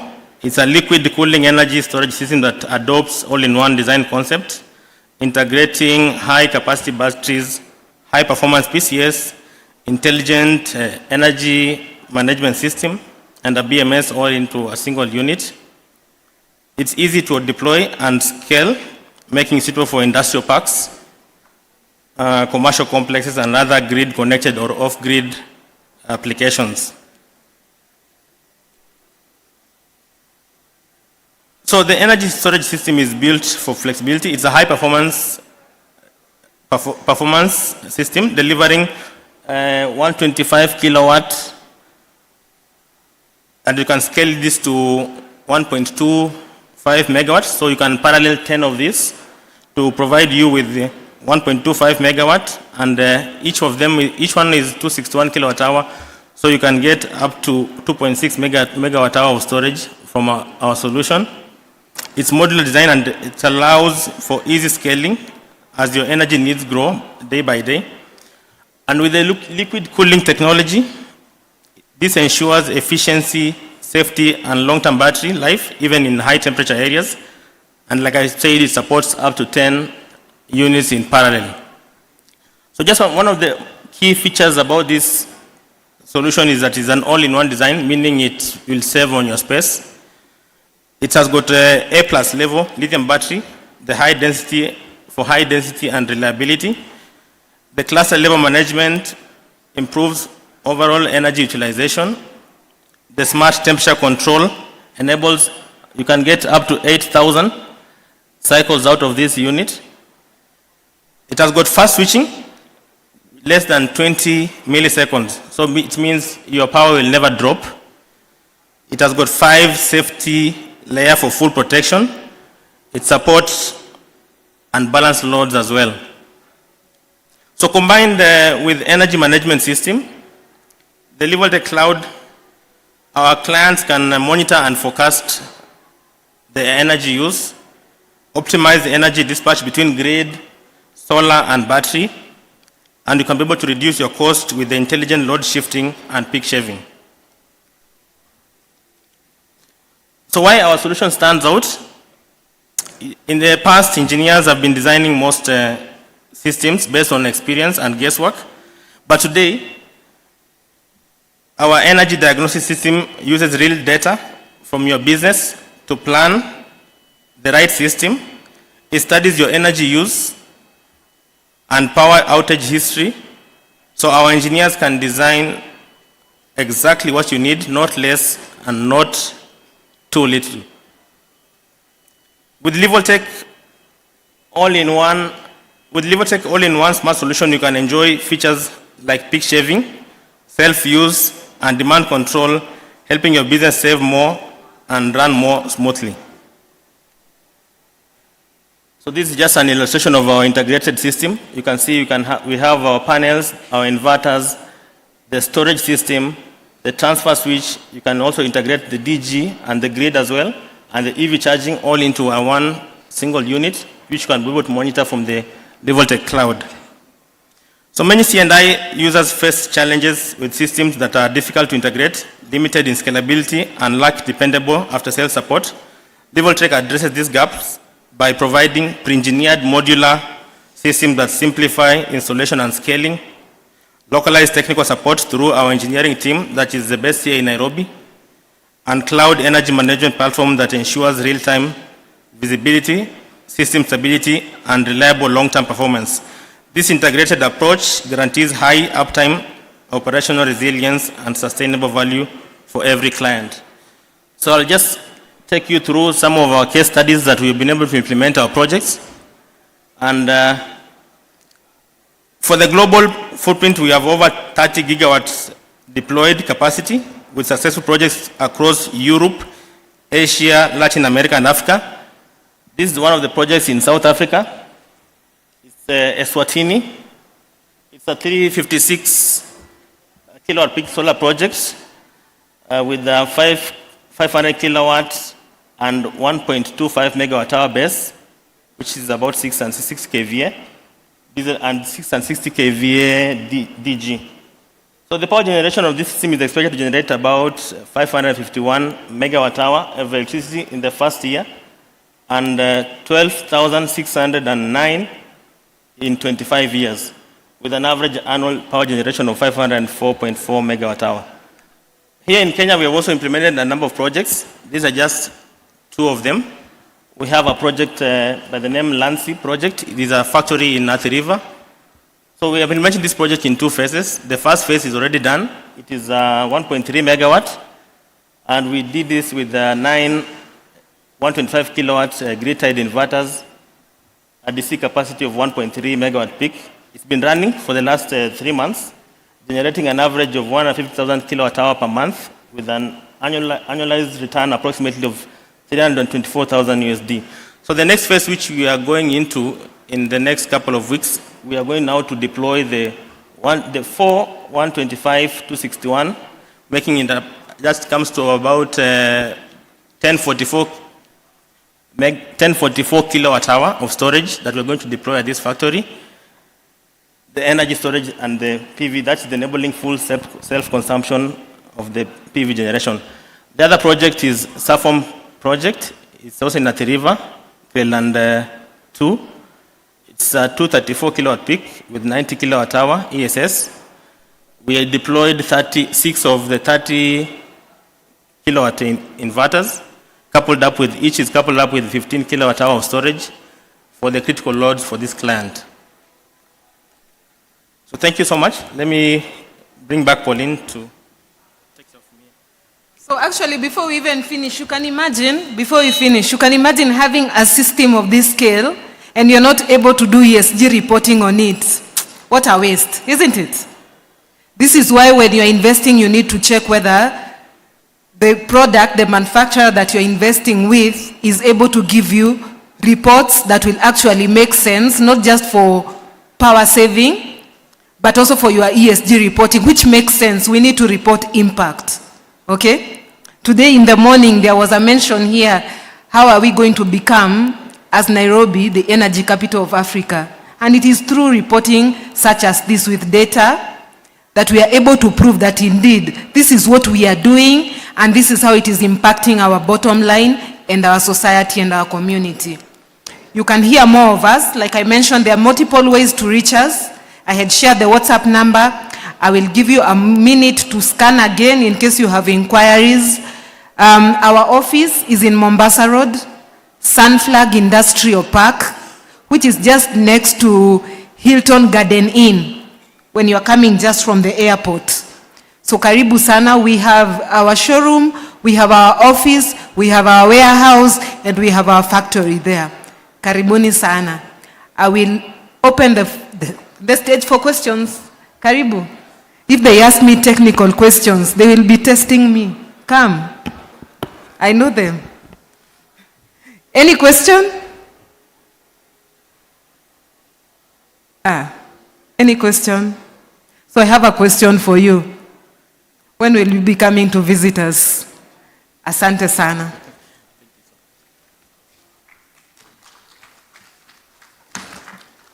We deserve a better clap. Thank you.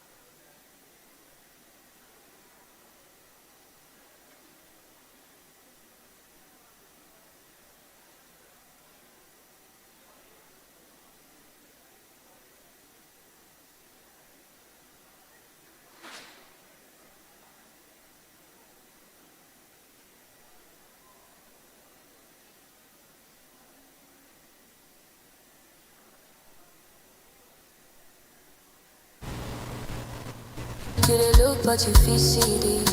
Now my soul make you try keep it. If your mind dey clean, no begin.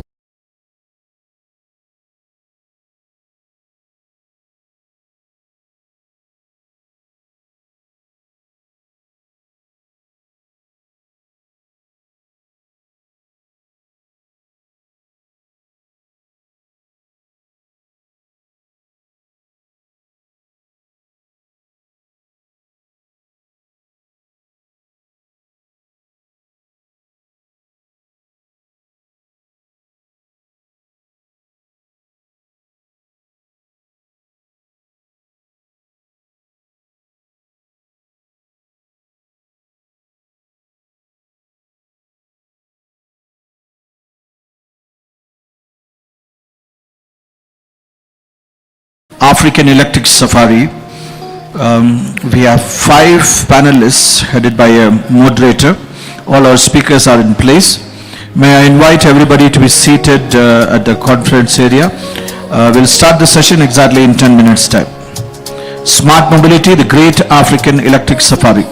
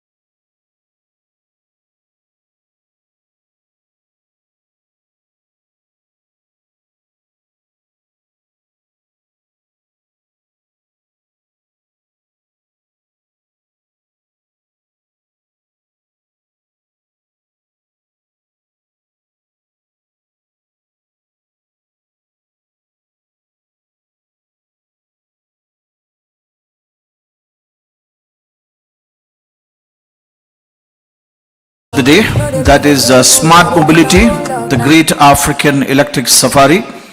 Today we are very fortunate to have 5 speakers and 1 moderator.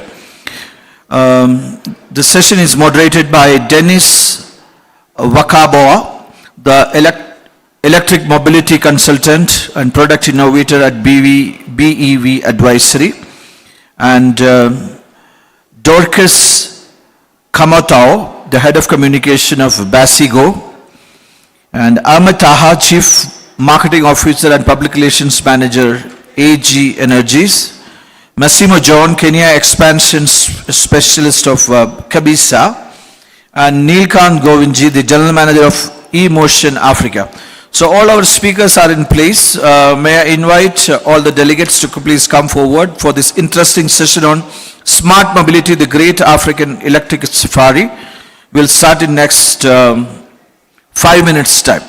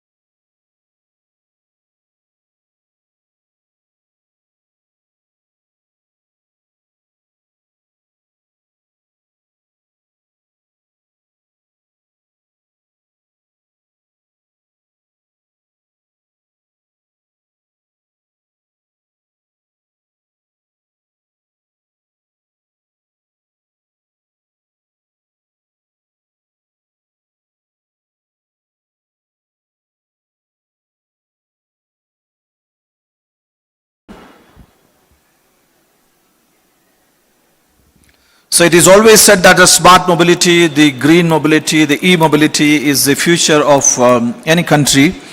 And in Africa, Kenya has taken long strides already in terms of smart mobility. So we have 5 speakers and a moderator ready for the session on smart mobility, the Great African Electric Safari. That's the session topic. Today's moderator of the session is Dennis Wakaba, the electric mobility consultant and product innovator of BE Advisory, and Dorcas Kamatao, the head of communication of Basigo, Jorgus Mumbao, the CEO of eBikes Africa, and Ahmed Taha, chief marketing officer and public relations manager of AG Energies, and Massimo John, the Kenyan expansion specialist of Kabisa, and Neelkant Govindji, the general manager of eMotion Africa. So may I invite all the distinguished speakers on the dais. At the same time, may I invite the delegates also, please be seated. We'll start the session immediately.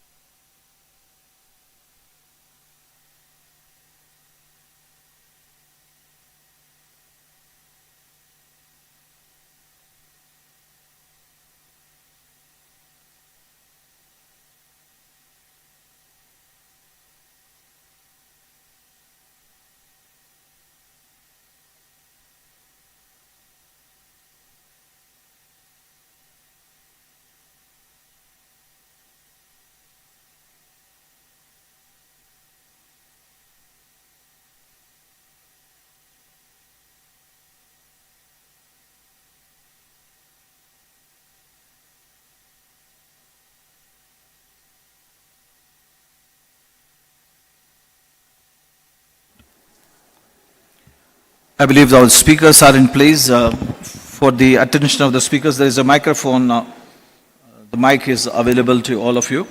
And if you would like to use the podium, that is also welcome. Otherwise, the moderator can kickstart from here onwards. So, over to you, Dennis Wakaba, the electric mobility consultant, product innovator of BE Advisory. So, gentlemen, this session is Smart Mobility, the Great African Electric Safari. Over to you, sir. Thank you very much, and good afternoon to all of us. We are many, we are very many. It's a pleasure to host distinguished panelists here on board to discuss, smart mobility. Yeah, because we're in the space of, zero emission, connected devices, IoT, AI, and most importantly, we need to green our planet better. So happy to hear a lot of insights from these distinguished panelists, and as also our listeners, please feel free to ask questions when the time comes. So I want to start with a round of quick introduction, and I'll start immediately to my right.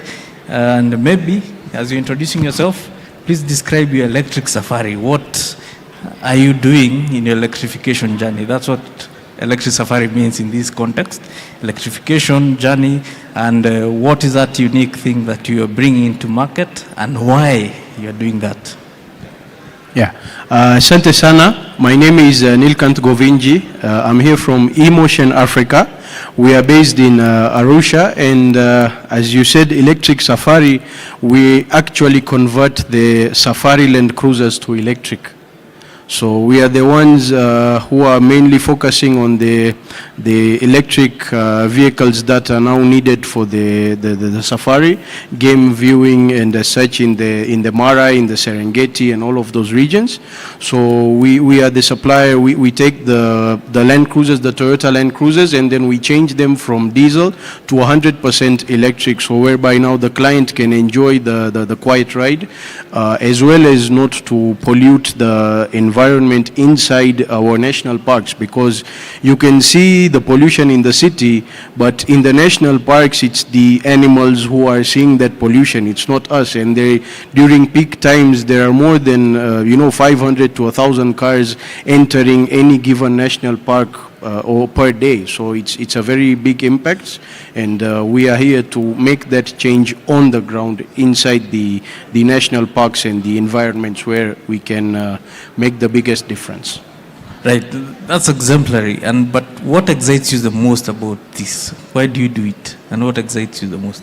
So the process that we do, right, we are not buying and reselling electric vehicles. So the product that we bring to market is 100% designed, built by us. We are doing the research and development.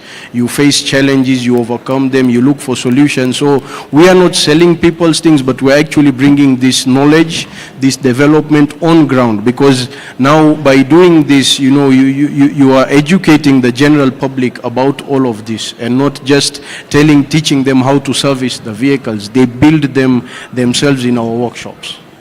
Made for Africa? Made for Africa. By Africa? By Africa. Exciting.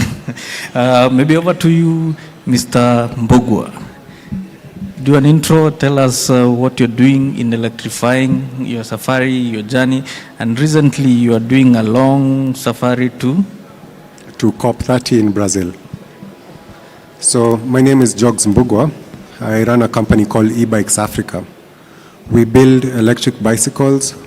We also build electric wheelchairs. We have a delivery fleet.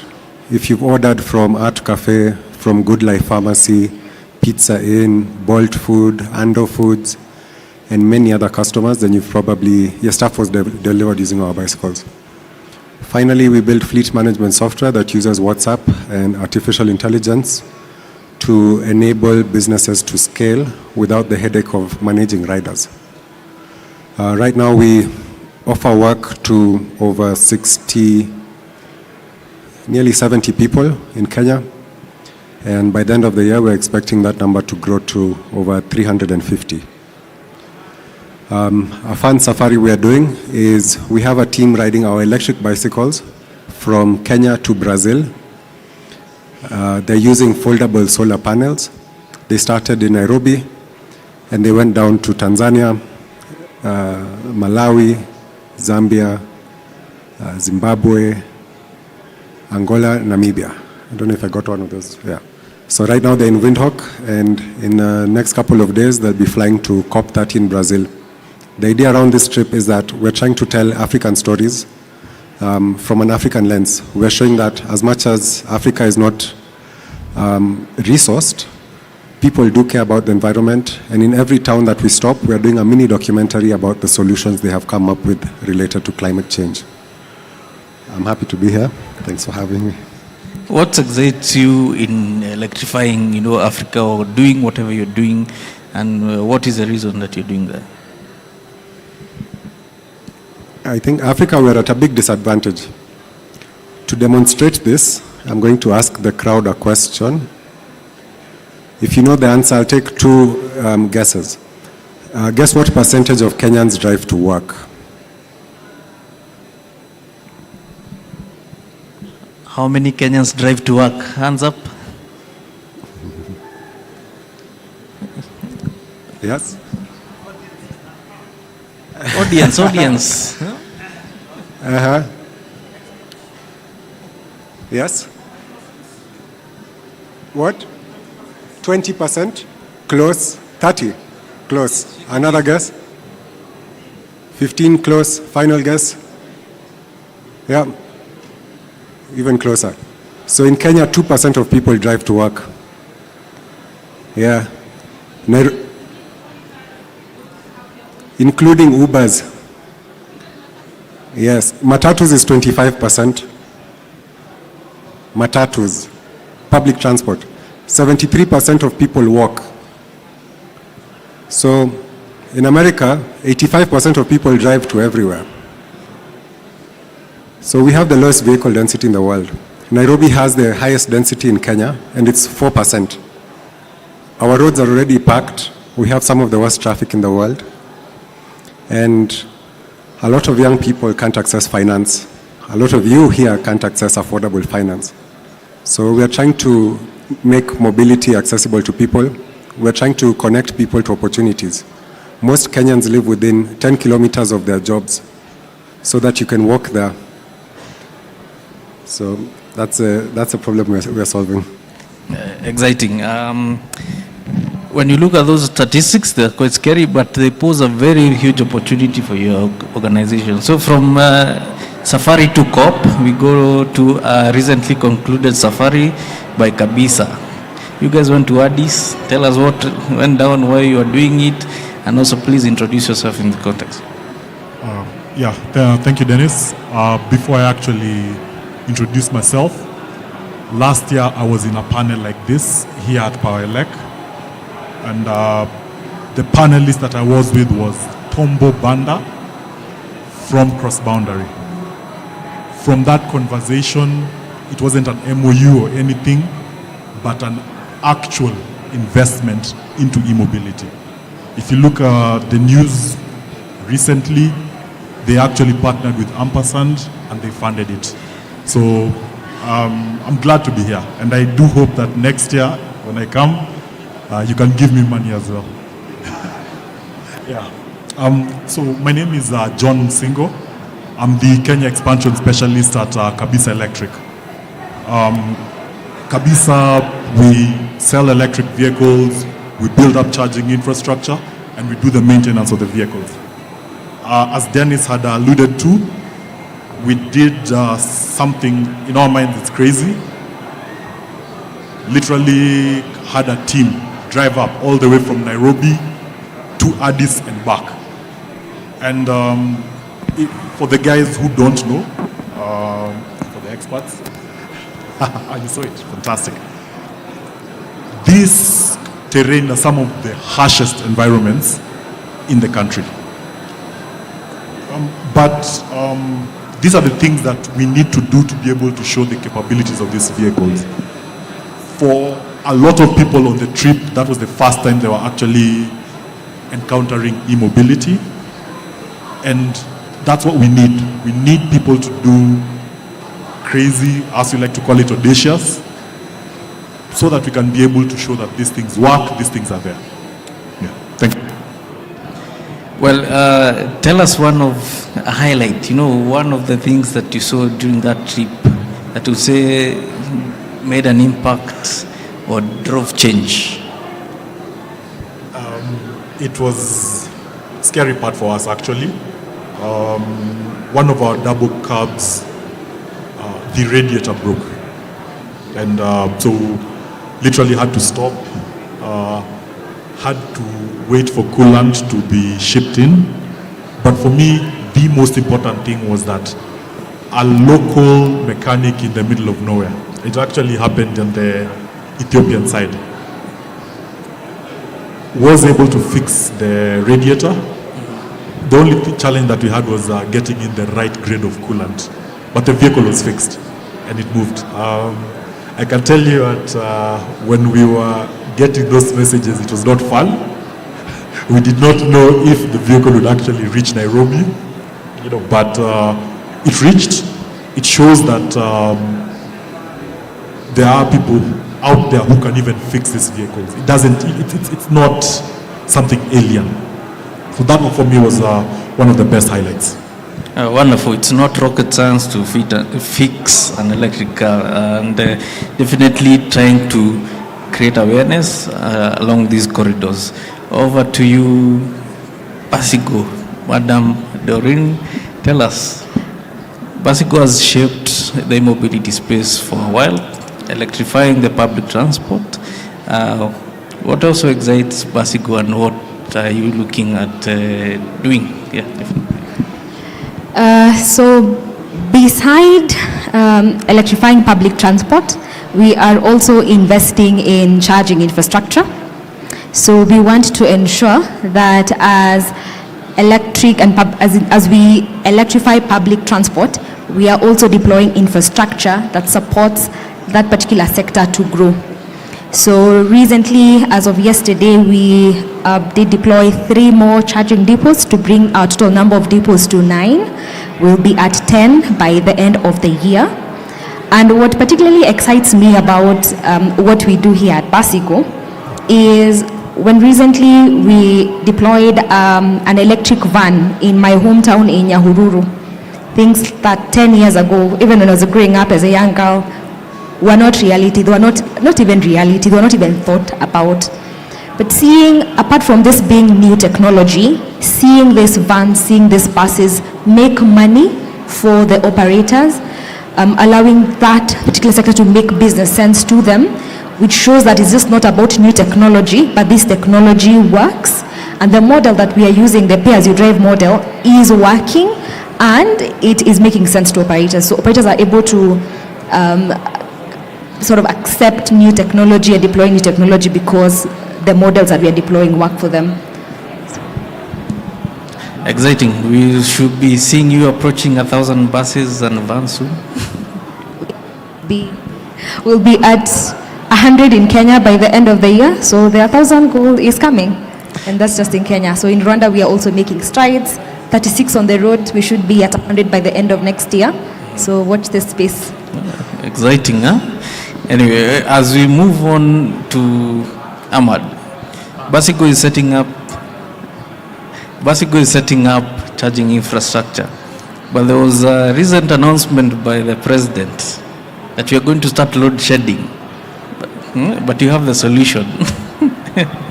If you can tell us a little bit about what you do and also the nexus with charging infrastructure. Of course.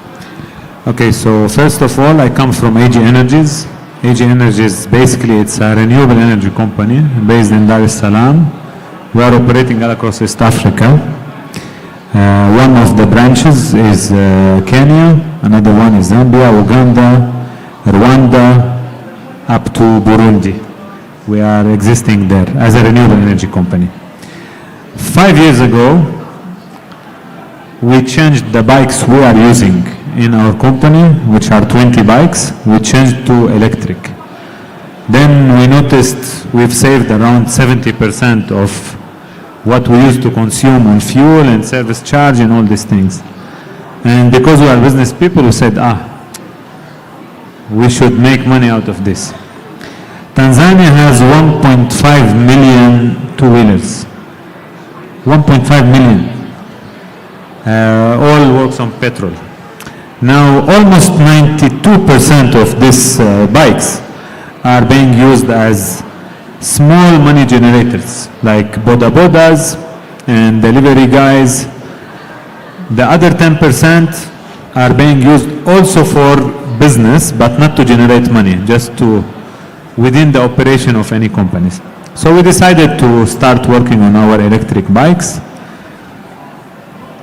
Then we discovered few problems, long time to charge, high investment. We got to the swapping business model. I think everyone is aware about this because it's very mature here in Kenya. Then we reached to the how we can integrate renewable energy in the swapping stations. So what we've done, we've built centralized charging stations for our batteries where we have enough space for PV panels. We are generating power from the sun, putting them into the batteries, then we are sending them to the swapping stations on petrol stations or on other locations. This is how we integrated the solar. It's too difficult to have solar on every charging station due to lack of space, But if you think of centralized one, it's doable. For normal stations, maybe you can contribute with 20% or I don't want to say more than 20% because I won't be realistic. Right, and are you only doing this for motorcycles or also doing this for other fleet, larger fleet? Okay, so ourselves, we are assembling 2- and 3-wheelers. The same battery in our business model, the same battery goes in the 2-wheeler and in the 2-wheeler, but in the 3-wheeler. In the 3-wheeler, 2 of them goes in parallel. In the 2-wheeler, it's only 1. So 1 battery, 2 batteries, but the same cabinets, same charging, same technology, everything is the same.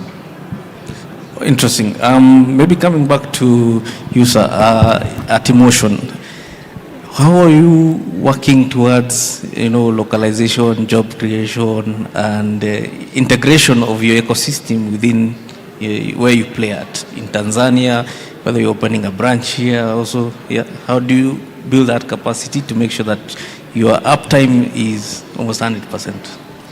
Yeah, it's a very good question, of course, because it's not just about buying the electric vehicle or retrofitting, but it's also about the operation. So as us as eMotion, of course, we have our own team that assembles and manufactures the whole vehicle from mechanical work. I forgot to mention this before, but we are a partnership between Gadgetronics and Hanspol Automex. So Gadgetronics are an energy company, and Hanspol Automex are the ones that actually take the Land Cruisers, they cut them, they extend them, and convert them to the Safari models. So we work closely together with the Hanspol and Gadgetronics team to build up the knowledge for all of the technicians, the engineers, even the welders. We have them specifically for this job. They know what they are doing, how they are dealing with batteries, and they need to have the knowledge, right?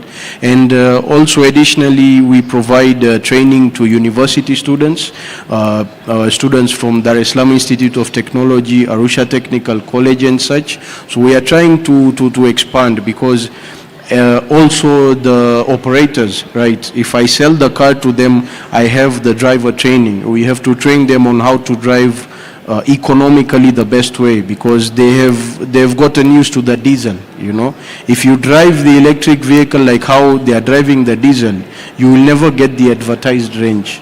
To the point, as an example, we had a new client who faced the same issues, that they were wondering if there were problems in the car because, it was not giving the range. So I said, okay, we planned a full day to test with them. I went and I let the driver drive and we taught him and we instructed them on how to operate, and they were very happy with that. So as we grow, of course, there are clients of ours who have fleets of over 20 vehicles.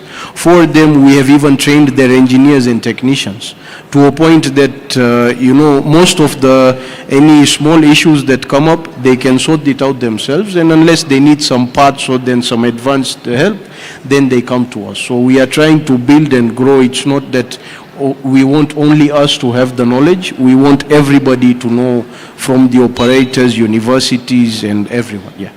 That includes that roadside mechanic, like Yes, definitely. Because then the benefit of retrofit being that not much of the systems are changed apart from the engine. So suspension, brakes, and everything else, that the normal mechanic can do.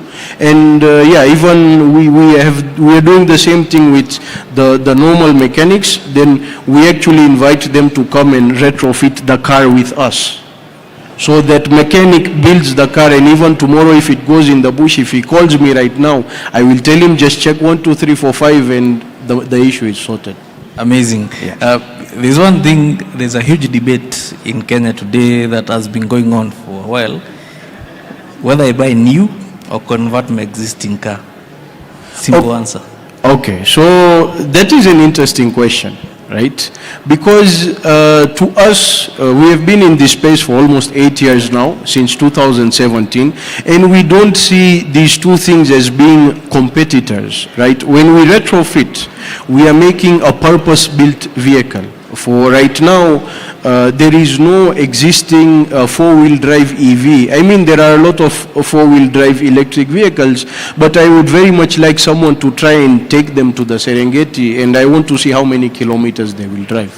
That is the problem that we are facing, So in order to overcome that, so we have now the purpose-built product, that is the Toyota Land Cruiser, the Safari one, and also the other benefit that we are getting now is with the mechanics, because everything else is the same: suspension, brakes, gearbox, Spares, repairs can be done out in the field. They don't even have to approach me for spares unless it's related to the electric system. But then again, if you start looking at the costing of it, it will not make sense if you are looking at, for example, private use. Because I've been approached many times by people, they're asking me, do you do only Land Cruisers or you do other vehicles? We actually have Toyota Alphas coming out soon. But for private use, at least for the Tanzanian market, the analysis that we have done, it does not make sense. If you are using them for commercial use, that's where these figures of 70% saving that you see, for commercial use, within 2 to 3 years, you will get a return on your investment. But if you are doing it for private, unless you have the money and you want to change, I would not suggest you to convert. It might even be economical to just buy a used Nissan Leaf, I would say. So it depends on the application. The retrofitting is not the solution for everything.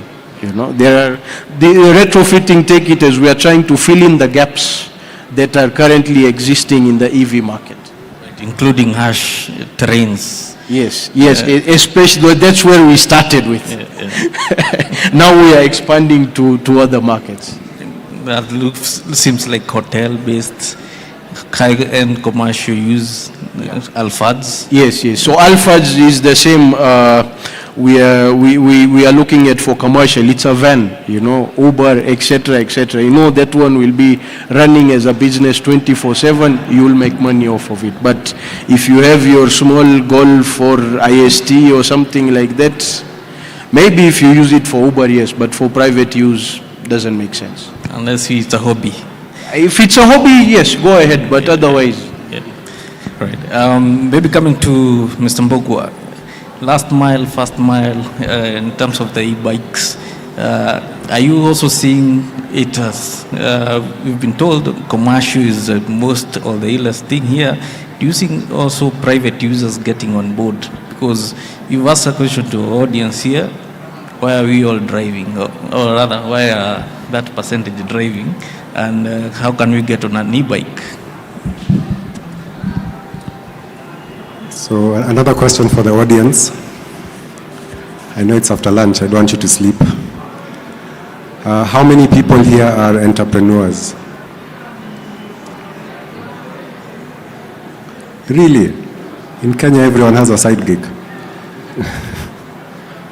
So, first of all, people can't, okay, I'll start this way.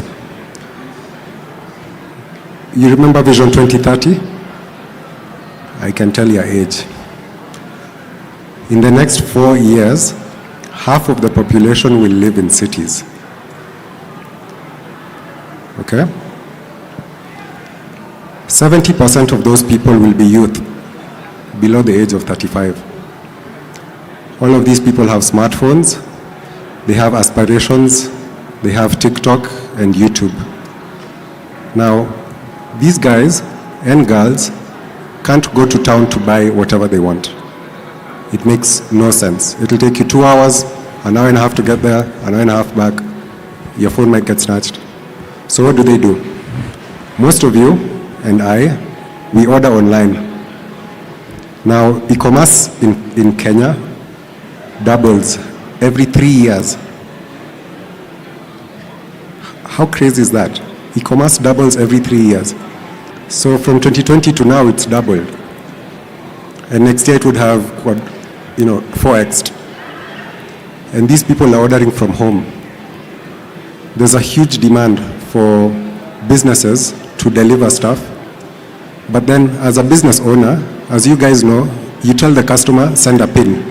Then when the customer sends a PIN, you have a list of 10 boda guys who you start calling from the most reliable to the least reliable. I have my list and you have yours. Now, the business owner sends out the first parcel, it goes. Then the next order goes to the second most reliable person, the third one. By the time he gets to number 4 or 5, then the same phone that's handling customer queries, the one that's replying to DMs on Instagram, the one that's calling the store guy, is still the same phone that he's going to use to call the delivery person. You left here with a parcel 2 hours ago. You give a bodaga your things, then he delivers. He disappears for 2 hours. He goes to have lunch, check on his family. So there's a lot of demand because businesses are not able to scale. After around 10 deliveries, 10 orders, businesses start telling you that right now we only deliver on Thursday and Saturday. And you call them very angry, asking, don't you want my money? So the logistics sector is really picking up. Riders on our bikes are as effective as riders on motorbikes. The average speed of a car in Nairobi is 22 kilometers per hour. And our electric bicycles have a top speed of 45. They rarely ever need to reach that. There's no reason why you should order a burger and fries and it's delivered on a 150 kilo motorbike. So delivery is shifting to light EVs, especially light two-wheelers. And also on the commuting side, since people live very close to their workplaces, more and more people are now buying electric bicycles for themselves. Because rather than be stuck in traffic, you could ride your electric bicycle. The maintenance cost is extremely low. And that bike, you can park it anywhere. Yeah. So we're seeing about 60-40% split between logistics and commuting and personal use. We're also seeing companies now buy them for their staff. So we have people like Menengai and a few other large companies that are empowering their staff with electric bikes. Will there be any feedback from a commuter who uses an e-bike within Nairobi or within these cities? What do you say? So as fate would have it, we actually have one of our customers here. I wouldn't even call him a customer, early adopter. Yes, you. I don't know if you'd be willing to give a review.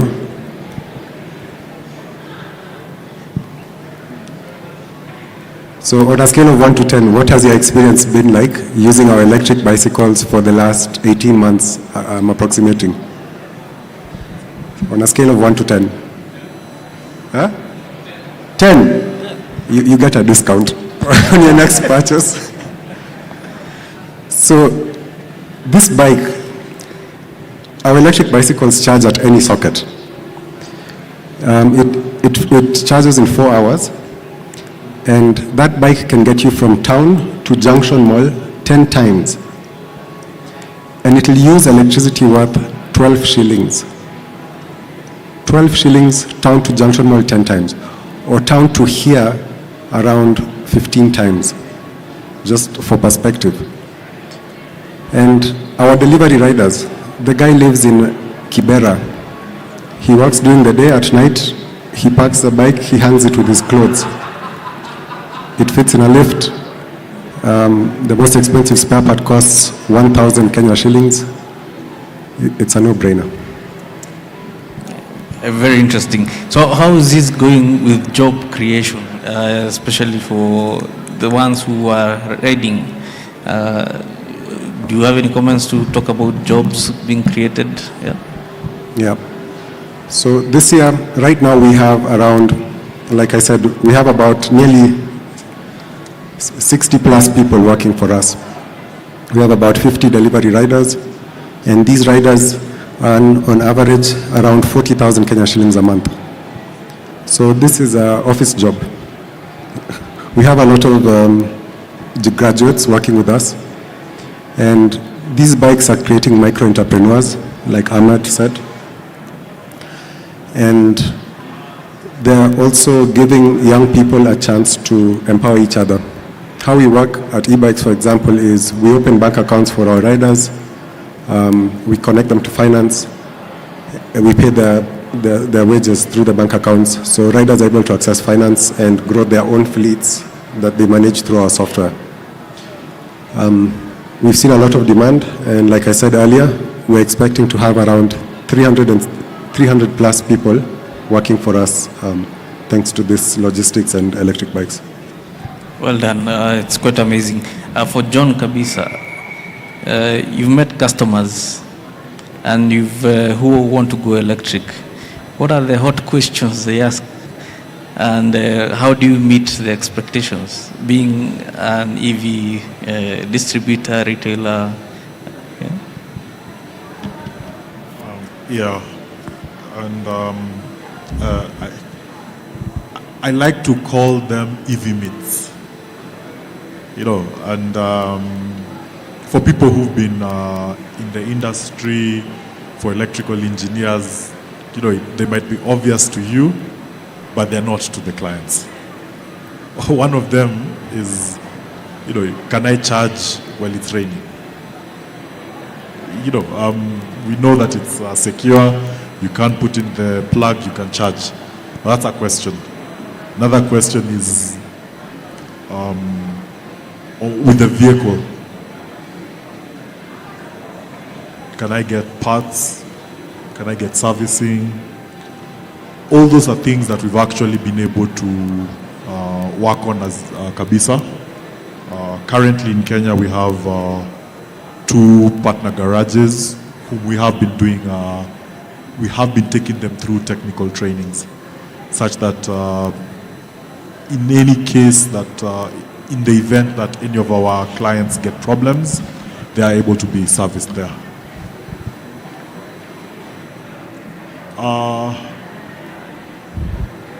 I think the biggest one, I think, would be the availability of charging infrastructure. A lot of people come and I'm not seeing enough charging infrastructure. In this December, I will be taking our electric vehicle and I'll be going with it to our rural home. And this has been made possible by the charger that, incidentally, Dennis put in Nakuru. I will then sleep in Kisumu and I'll charge overnight. And the main reason, like I said again, is just if customers ask me these questions, I'd be able to even tell them and show pictures and be like, in December I went, so can you. Yeah, thank you. Right. There's one thing that I wanted you to mention about customer expectations, especially when they are purchasing an electric vehicle. How do you meet those expectations? Then additionally, you can talk about how you're preparing yourself for local assembly. I know the business environment in Rwanda, where you also operate, is different from Kenya. Touch on it. It's a good thing the government people have left. Yeah, okay. First of all, when you look at what customers want when they buy an electric vehicle, to be honest, it is very diverse. I'll be very honest. A lot of people, they've just heard of electric vehicles, and so what you find is that you have to really go through the journey of educating them, of telling them what these vehicles can actually do. A lot of people, and I'm sure Doreen will speak a bit more about this, the thing they've heard is that it's cheaper to run. So that is the thing they come with. Now everything else, including how the charging works, how the vehicle is serviced, etc., all those things you kind of like have to take them through that journey of understanding. Yeah. Right, and business environment, does it affect you in any way? Kenya versus Rwanda, Kenya versus Ethiopia?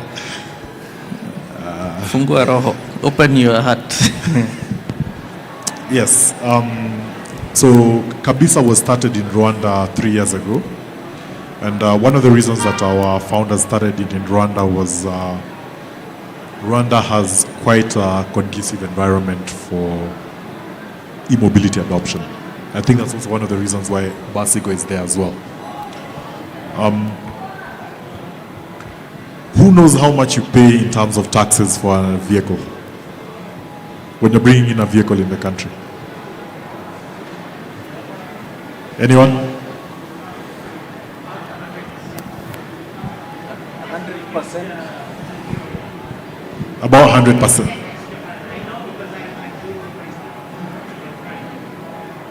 So someone is actually getting your. We can give you one mic here.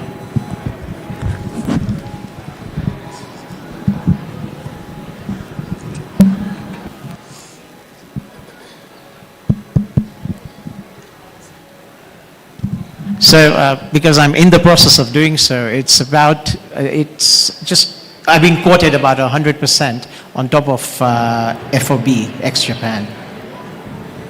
Yeah, that is absolutely right. In Rwanda, if you want to buy an electric vehicle, you'd pay 2.5% tax. Now, you tell me, even as an investor, where would you put your money?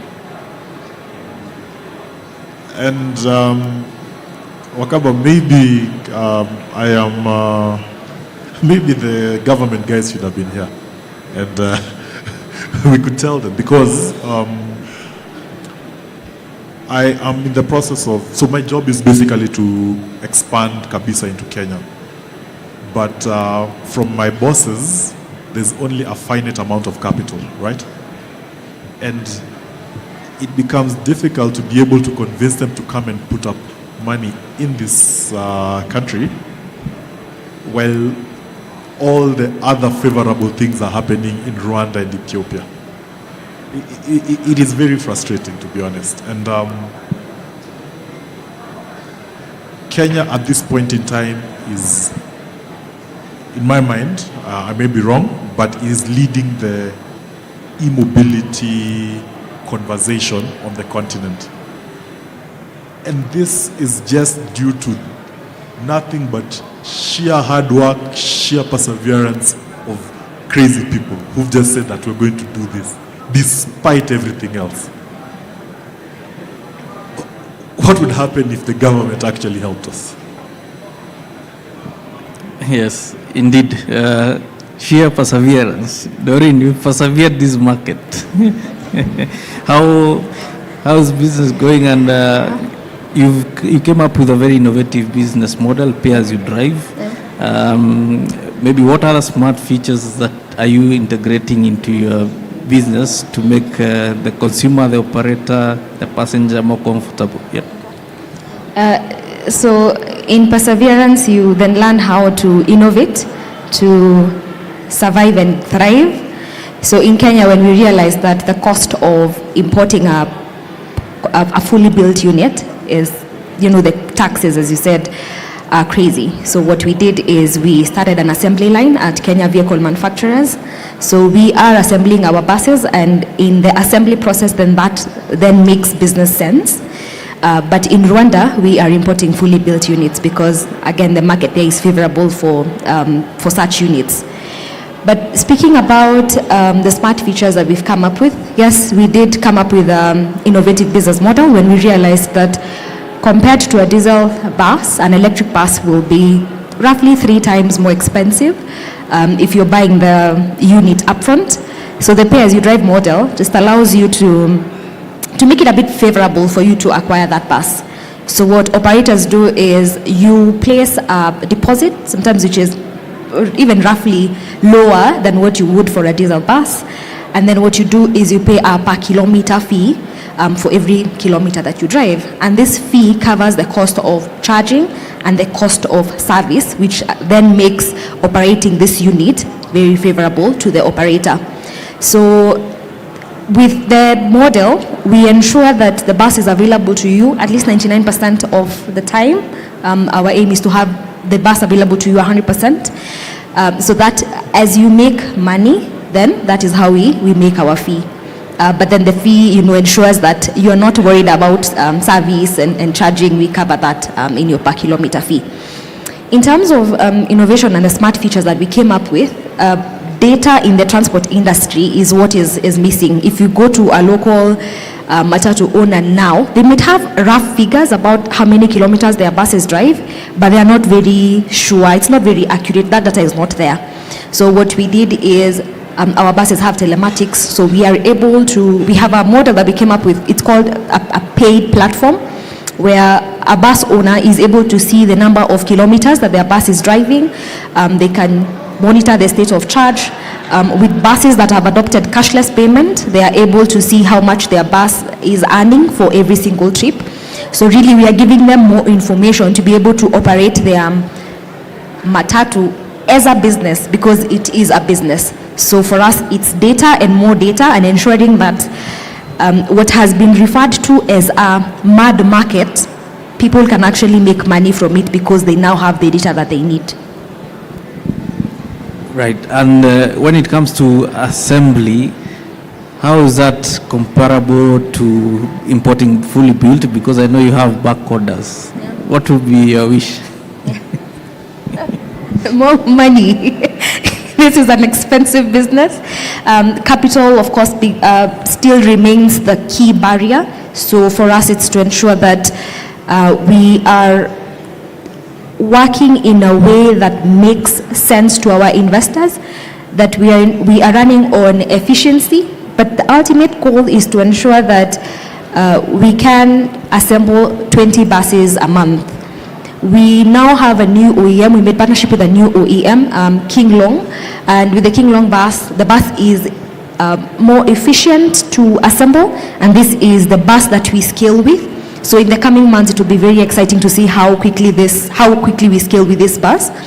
And we launched this in September, and 2 months later, we already have 5 buses that will be delivered actually tomorrow to operators. So you can tell that in the coming months, then we will be scaling quickly. We need to fulfill the 500 orders that we already have. Amazing. And please catch an electric bus if you haven't, because the experience is, what do I say? Experience is electric. Yeah. I think we've mentioned about some few challenges, maybe to my friend Ahmad. You mentioned about lack of space in setting up solar panels to generate that electricity you need for your swapping station or charging stations. What other challenges, including policy challenges, do you think you are facing? I believe in most markets around here, and also compare a little bit to see where alignment can happen when you talk to government, especially. Yeah. So in terms of challenges, we put Rwanda aside, we put Ethiopia aside, then we speak about policies and regulations. Things are taking too long.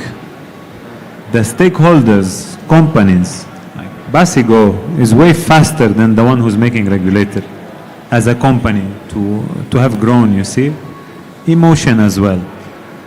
Us, we're way faster than the one who's sitting there in the office. And should it be 11% or 11.321? Where are you getting these numbers from? Like, seriously, you want to promote e-mobility, you have to make it zero. Anything closer to zero is the better, right? The closer to zero, the better. So yeah, regulations, it's different from one country to another. Then the people who are on the borders, is it called KRA here? Yeah, there we have a TRA.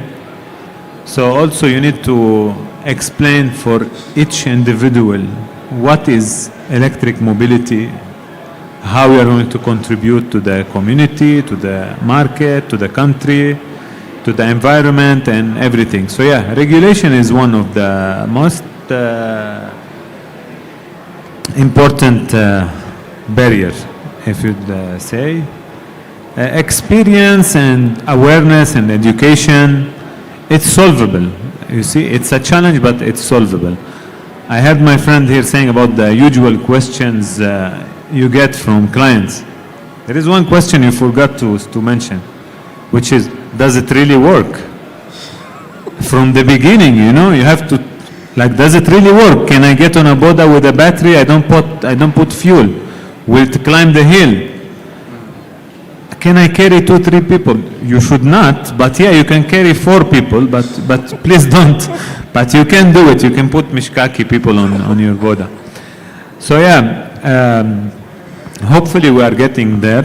We are getting there. Kenya is advanced.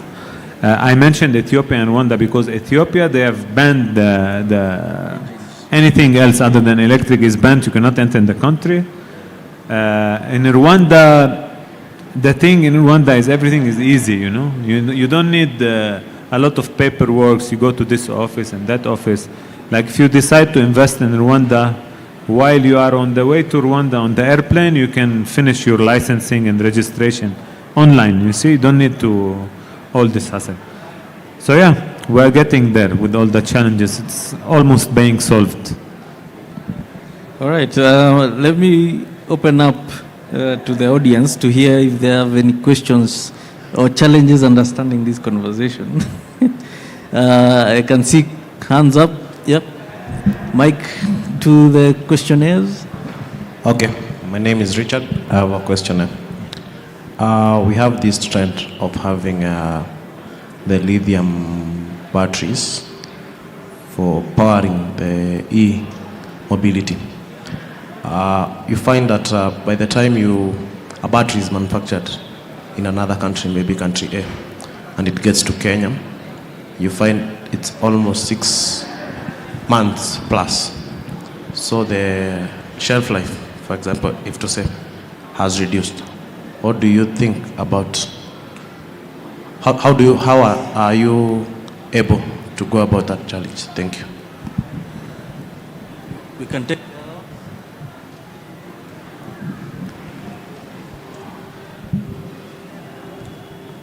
So in fact, there's an incident like that. Yeah, all right. Hi everyone, my name is Irene. I'm an entrepreneur, but I'm also a director in the Leasing Association of Kenya. So I don't know whether you'll allow me, I have different questions for the panelists. The first one is to Mbogwa. You mentioned about e-bikes. From a finance perspective, the reason why bikes are considered not very lucrative for financing, especially for leasing, we consider them because of theft. I don't know what your experience has been regarding theft of e-bikes and how does that compare to the motorbikes? That's the question to you. For Basigo, you're a member of Leasing Association, so at least I'm familiar with your model. I decided to board an electric bus just to feel the experience. I loved the fact that it was quiet. The only thing that troubled me is because the matatu culture still exists in the electric buses. So I don't know what you're doing to change that, because there's abrupt braking, and you know with an EV it's almost like it's an emergency brake. So it's really very uncomfortable for the passengers. So beyond the ESG aspect, because there's a social aspect, how are you changing the culture, especially for Kenya? Then on the charging infrastructure, I think it's John who mentioned about that. That's a big challenge. More recently, we saw the government advertise a tender for about 3,000 vehicles under EV. I don't know whether you participated on that. So there are two things here. One, the government is not creating an enabling environment as far as tax is concerned to be able to embrace EVs in Kenya. And then the second thing, the infrastructure is not there. So one of the things that leasing companies did, or rather the companies that participated, were really doing hybrid. So how is that then playing out in terms of you lobbying the government so that even as we're looking to move to EV, that the government is working hand in hand with the players to ensure that you're not just pushing it because there's a global conversation, but there's really work to be done on the ground. Thank you.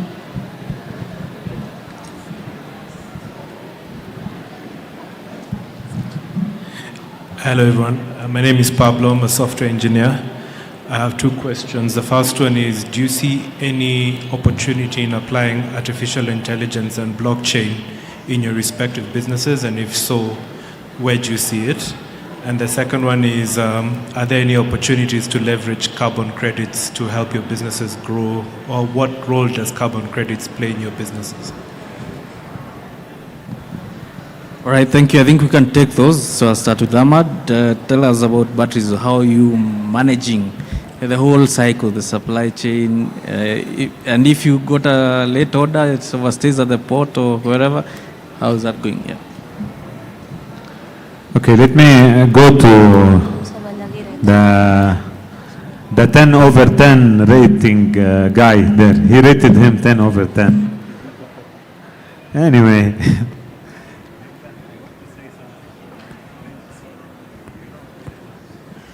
Yeah. So actually we should have spoke about the batteries. So thank you for bringing up this topic. See, batteries make almost 50% of the electric bike or electric car cost.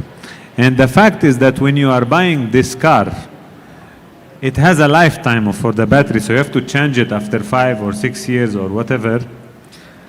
It should be considered into the ROI. So are we really saving 70% or 60% or 50%? Because after a few years we have to pay for the battery again.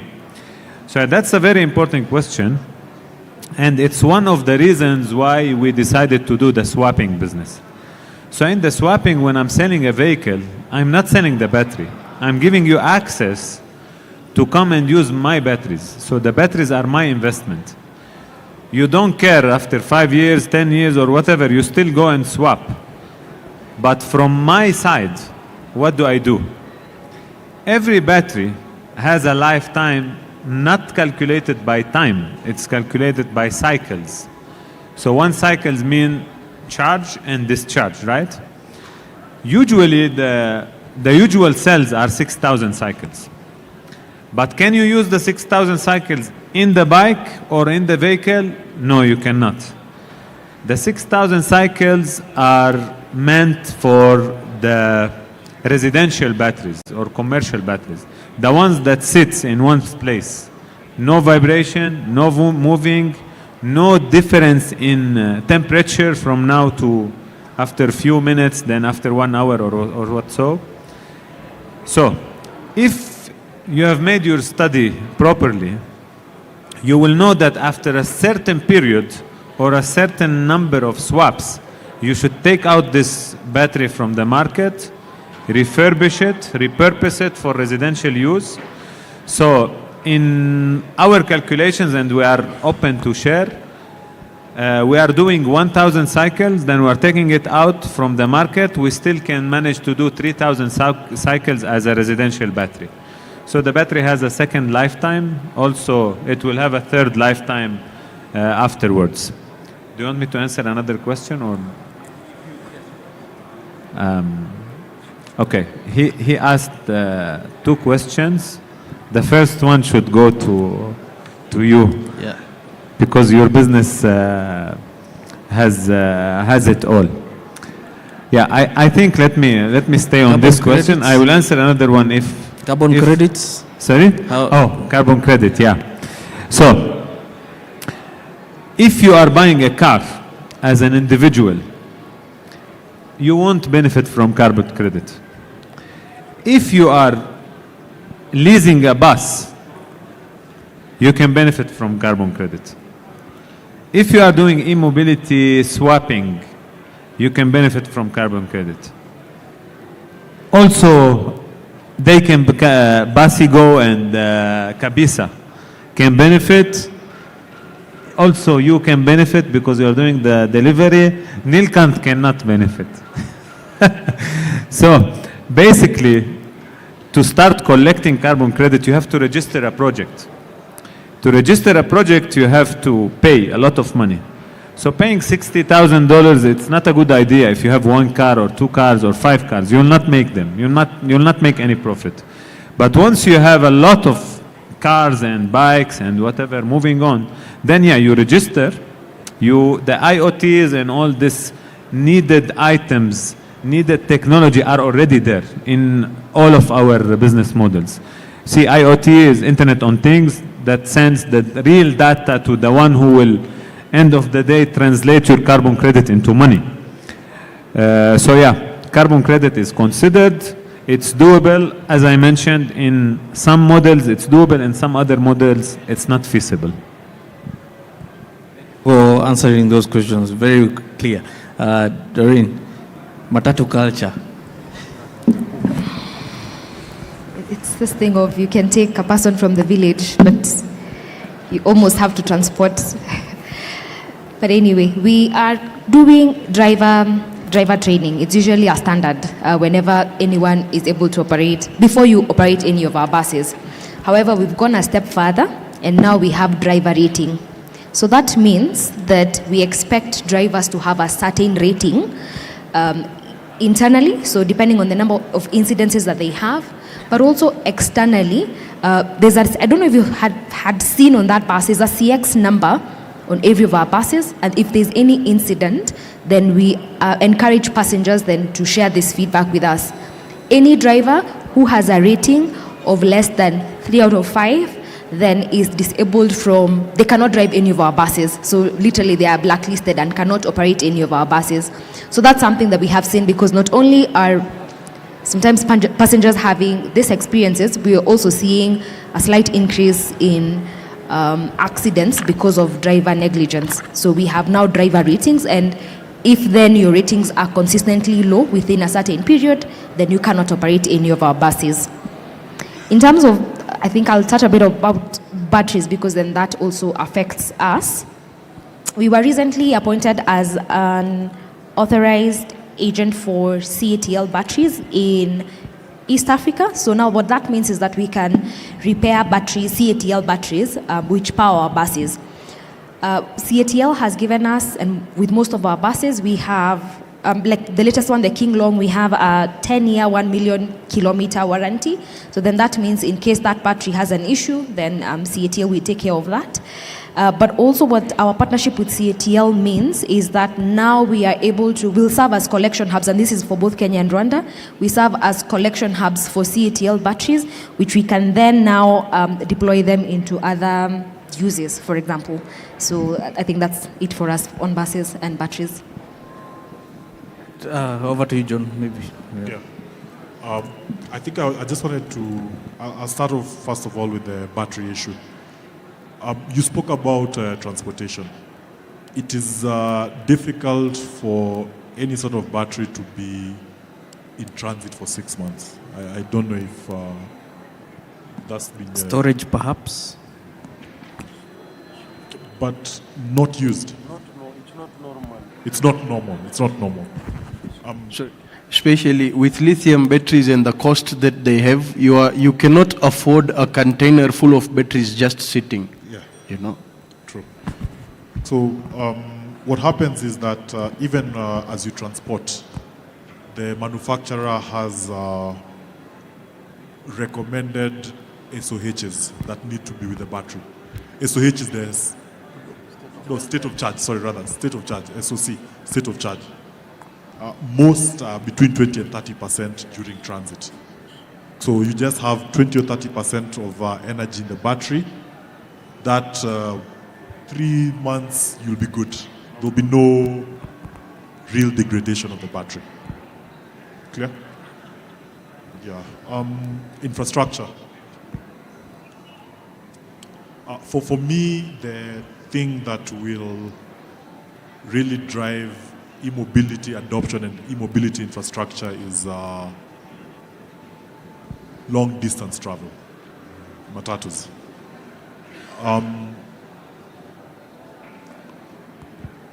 From an economic standpoint, what you need, especially for, as we've all said it here, our assets are quite expensive and quite pricey. And the only way that it actually makes sense is that you utilize the asset, sweat the asset, work the asset. When you look at trips, for me, the trips that will make the most sense will be Nairobi Nakuru, Nairobi Kisumu, Nairobi Coast, those places. And I think that is what Basigo are doing with the van that they are talking about. I think they have actually seen, they've done the math, they've done the metrics, and it will become more profitable for the operators. Now, when they do that, that means that now you will need a charger in Nakuru, you'll need a charger in Kisumu, you'll need a charger in Eldoret, and so on and so forth. And that will actually be able to really make e-mobility travel possible. Please come put one near my village.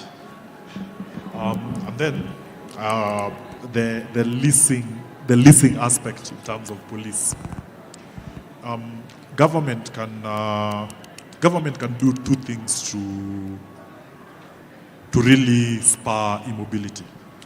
Number one thing that we all want is that they can reduce the taxes, can give fiscal incentives. Another thing is that government can also be the number one buyer. A lot of what we are saying, one of the biggest challenges that we have is the fact that the questions, can this work? I don't know how I forgot that, but that is the number one question actually. Can this technology actually work? So if government can be able to buy those vehicles, utilize them, everyone actually seeing that these vehicles are working and they're being used, and normalize them.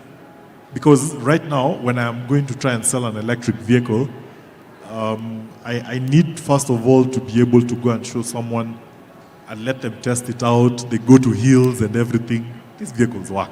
I know that they work. But the prospective consumers, more often than not, do not. And government can actually be able to help us do that by actually procuring these vehicles and using them.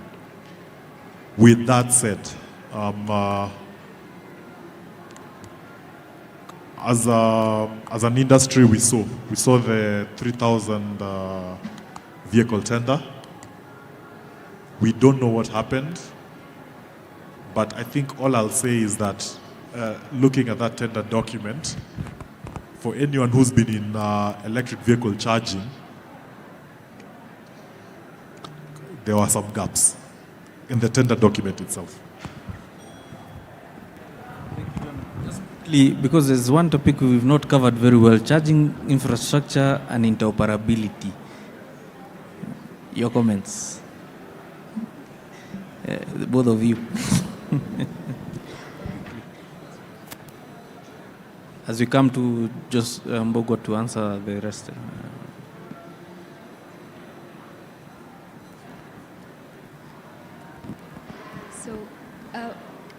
I think this is a lesson that we have learned quite quickly, especially with deploying the van in Nyahururu. So we are seeing partnerships being the future of charging. Because I think if you ask anyone here and deploying charging infrastructure, land is an issue. It's also a capital intensive business to sort of put up. But imagine if Vivo, for example, had a site in Nakuru that they could lend, or I become their lessee and install a charger or two. Then that, for me, unlocks Nakuru. If I went to Kisumu and did another charger or two, that unlocks Kisumu for me. Then that means that I'm not building depots in all these markets, in the various cities that we are going into. So I think in terms of charging infrastructures, the future is in partnership. I often say that the biggest C in e-mobility is not competition, it's actually collaboration. So if I had a charger that Kabisa could use and we get into a partnership, Kabisa does not have to deploy its own chargers. So as we move forward as an industry, I think we need to keep thinking about the other players in the industry. And as we deploy our own infrastructure, let's think about how can we collaborate with the other players in the market, because when we move forward, we do not want to move forward as an individual company. We want to move forward as an industry. So collaboration, not competition. Turn into interoperability, because we have GBT standard CHAdeMO, CCS2, CCS1, NACS. Okay. First of all, I think before I just touch on the interoperability aspect, you're absolutely right. Kabisa in Rwanda has an agreement with the SP. Pardon my French, I think it's Société de Pétrolium. They are the biggest petroleum retailer in Rwanda. And so, like, almost all our charging points are actually at their stations, and we have an agreement with that. So and that has actually really helped us to be able to scale really quickly. Secondly, to Dennis's question in terms of interoperability.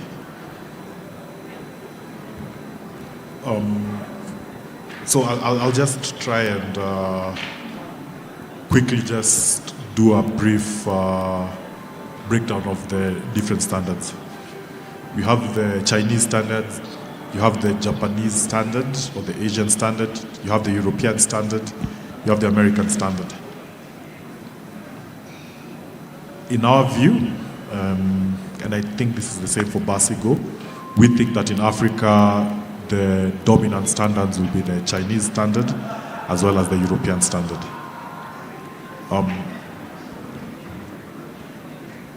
And this question, Dennis, is actually extremely important to us, and I'll tell you why. We want, as Kabisa, we want to build up a charging network all the way from Mombasa, all the way to Kigali. So if I'm going to put something in Mombasa, it has to be able to serve, Uganda, all the way eventually to Kigali. We want to do the same as well for the Central Corridor in terms of the way from Dar es Salaam all the way to Kigali. In my view, it would be ideal if we do not clamp down and say that this is the standard that we're going to use. Let the market decide. That would be my view, because if that question is lingering and somehow if I invest in a certain type of asset or certain standard, and then 4 or 5 years down the line the government tells me that no, I won't invest. So yeah, it's tricky, I know, in terms of where we get our vehicles from, etc. But for me, at this point in time, what makes the most sense is that let us not legislate it. We leave it to the open market. Mbogwa, AI and e-bike security, leasing. So, in Kenya, a boda guy, it's January 1st, then he goes to the insurance company, And he says, I want to insure my motorbike, I want to insure myself, I want third party, I want to insure the goods I'm carrying. That guy gets a bill of 24K. This is to your question around theft of bikes. Now, around 80 to 90%, I can't remember the exact stat, of border guys are not insured. Also, when you go to banks, when you go to financiers, they tell you that this is a rowdy industry, again, also coming to culture, and we don't finance those, or we left that industry completely. So how we've gone about it is we've introduced technology. That word IoT in common speak is GPS trackers.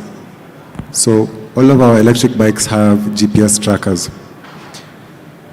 And then with these trackers, we're able to tell how efficient is a rider. We're able to compare the rider with other riders. So we can do a fleet average and have a comparison between all of these guys. Now, we've taken this data and we've approached insurance companies. And right now, for our riders, for example, they pay, that insurance of 24,000, they pay 9,500. And by the end of the year, they'll be paying 5,800. So we've cut it down by 3. We've also been able to tell insurance companies, these guys don't have that money up front.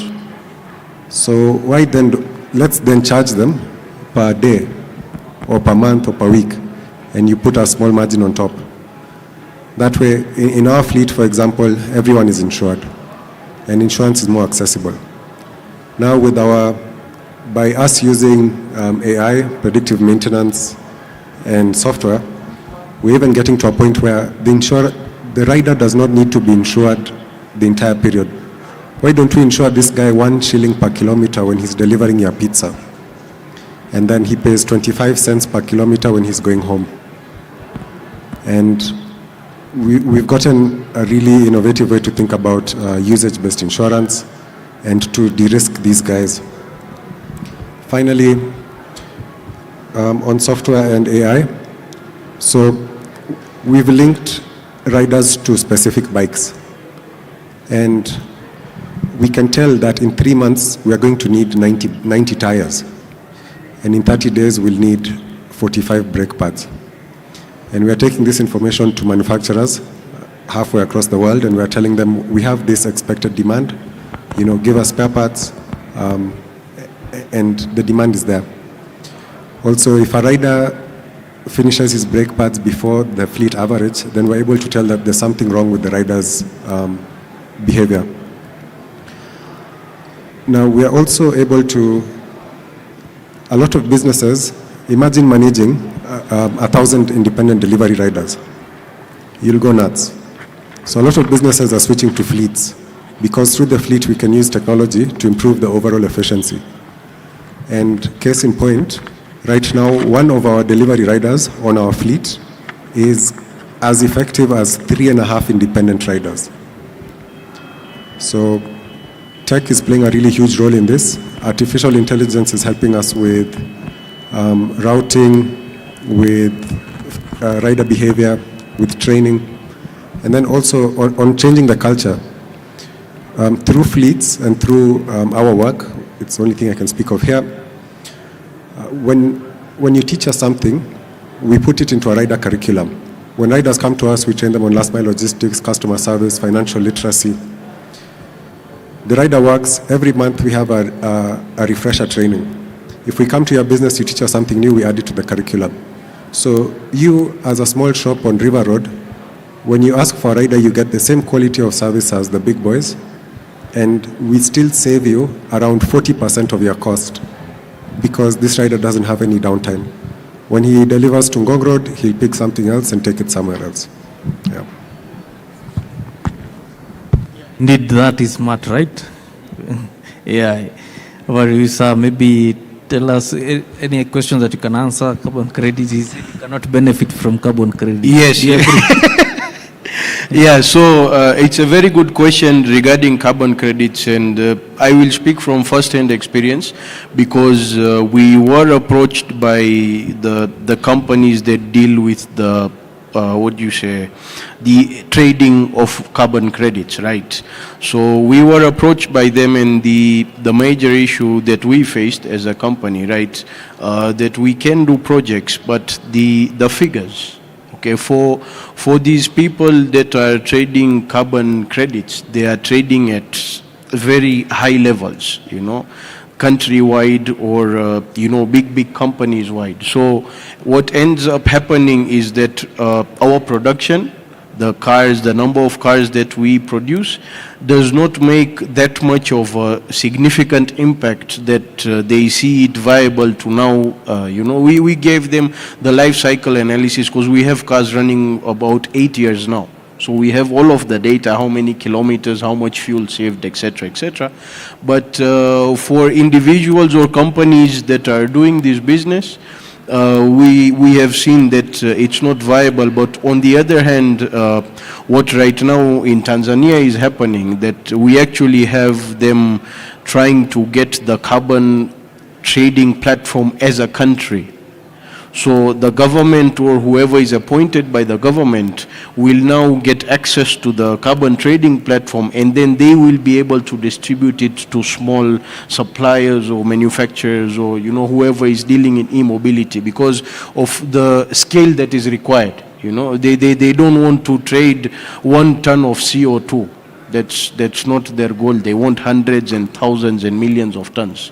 That's where they want to do trading. So for carbon credit, at least from our side, that's what we have observed. And then, regarding the batteries, just to add that having batteries sitting 6 months is not.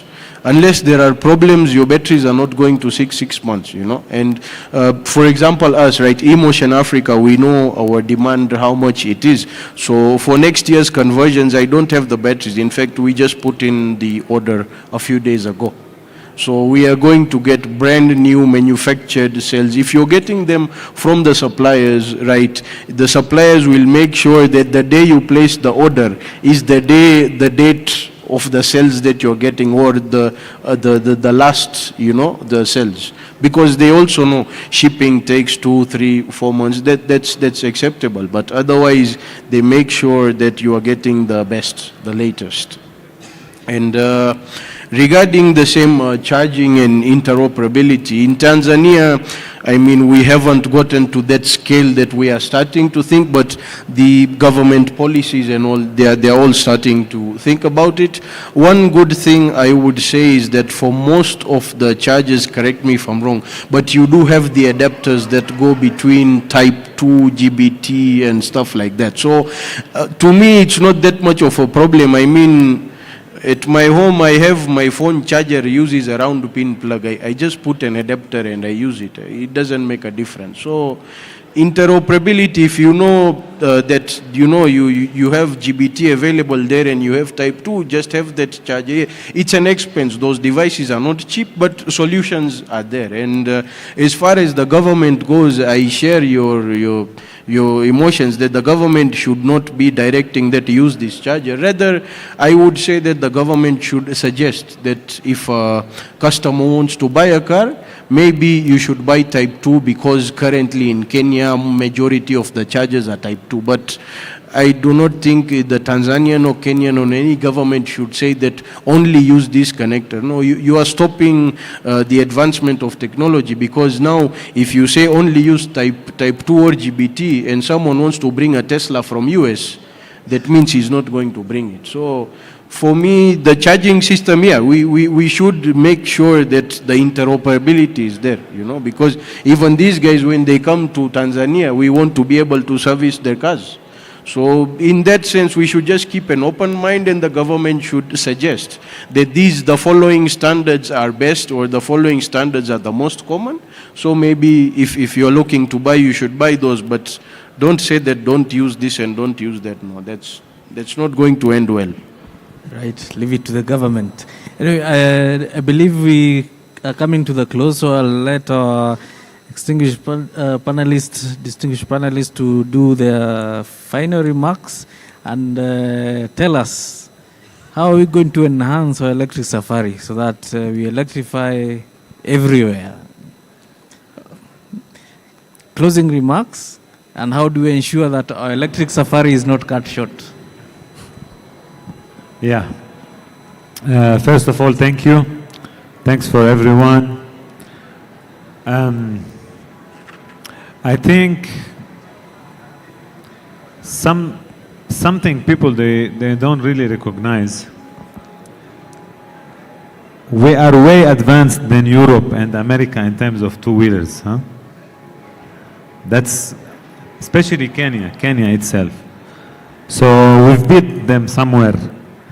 And now we're receiving clients from Europe in Kenya and in Tanzania. They want to copy the business model.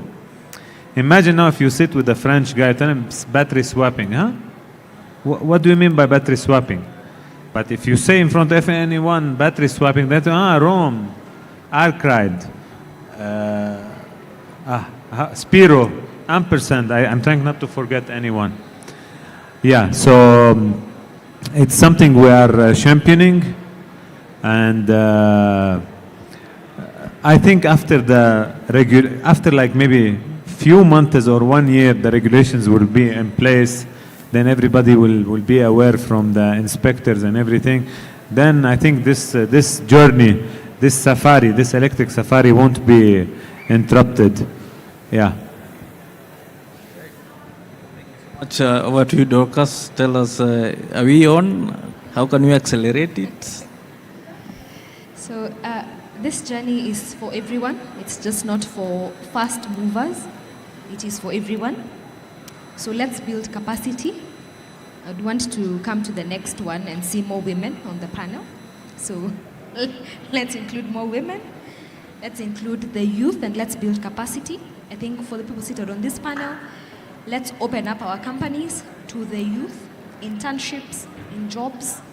Let's transfer these skills. Let's build and bring more youth and women into the ecosystem as drivers, as technicians, as mechanics. So this transition is just not about us moving electric.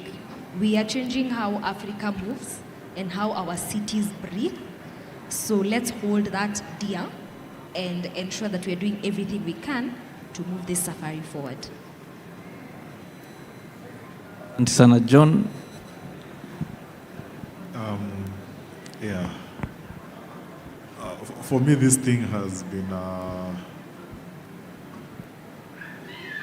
this journey is, you can almost call it evangelizing. That's what we've been trying to do. And the reason for me is the fact that I come from an energy background. And for me, literally, electric vehicles are nothing but big batteries on wheels. That's the way that I actually describe them. And the reason for that is when you look at Kenya spending $500 million a month, right, in terms of importation of fuel, that is money that has just left our shores. And it's gone. Bye-bye. It's never going to come back. What happens if 5-10% of that stays within the country? I don't have that number for the continent, but I am sure it's big. And it's something that can actually change the whole continent. So the way that I look at it is that 10% of the 500 million helps now to be able to build out our whole energy infrastructure. The energy infrastructure, you're looking at generation, distribution, transmission, yeah, those three.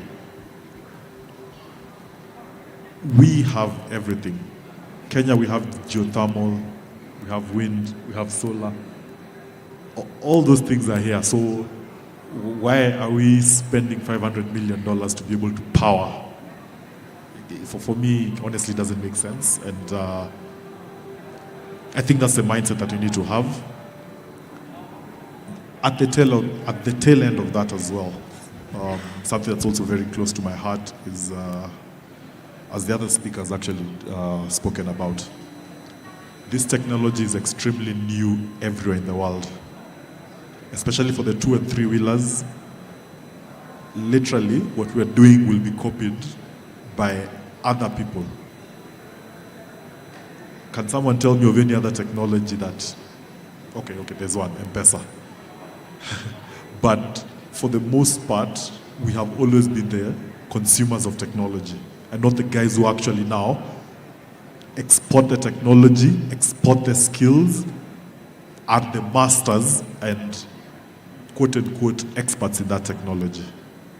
For me, that is very powerful. Same thing with servicing these vehicles, same things in terms of building up the charging infrastructure.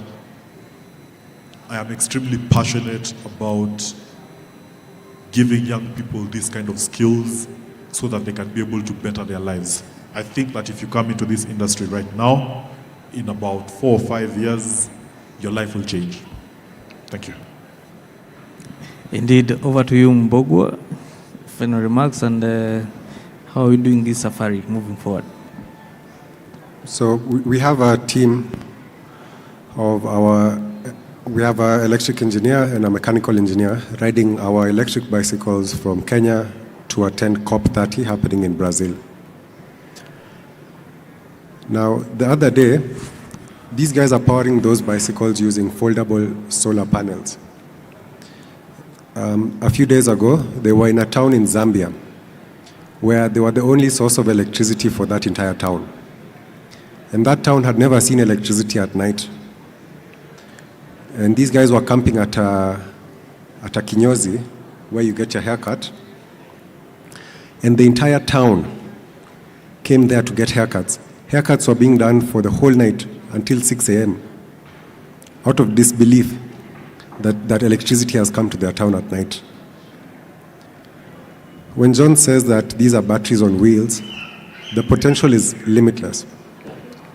Now, a painful truth, the price of bread in that town is the same price of bread in a beautiful seaside city in Italy called Bali.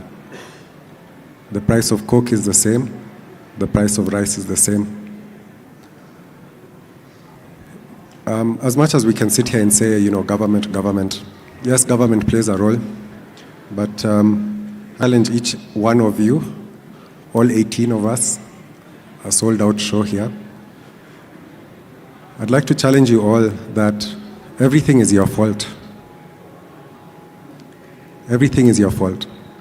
Stop blaming people for your troubles. Stop complaining. If you see an issue, do your best to fix it. Do everything in your power to make a difference in your society. And we would then get a much better society. There's nobody coming from anywhere to save us. And if this world ran on luck, then we'd all be, driving cars. I also want to give you hope that it's not all lost. And as much as there's a lot of macroeconomic issues and poor governance, you make a reality. And, I believe in you, so believe in yourself too. Thank you so much, Mbogwa. It's our fault. How do we fix electric safari? Yeah, so let me just touch on a topic that needs to be discussed as we are moving with this electric revolution, right? Safety, okay? In terms of safety, see, anything above 60 volts DC is regarded dangerous voltage, okay? As our systems run on 144 volts DC, most commercial vehicles will be 400 to 800 volts DC. This is electricity that will kill you if you look at it the wrong way.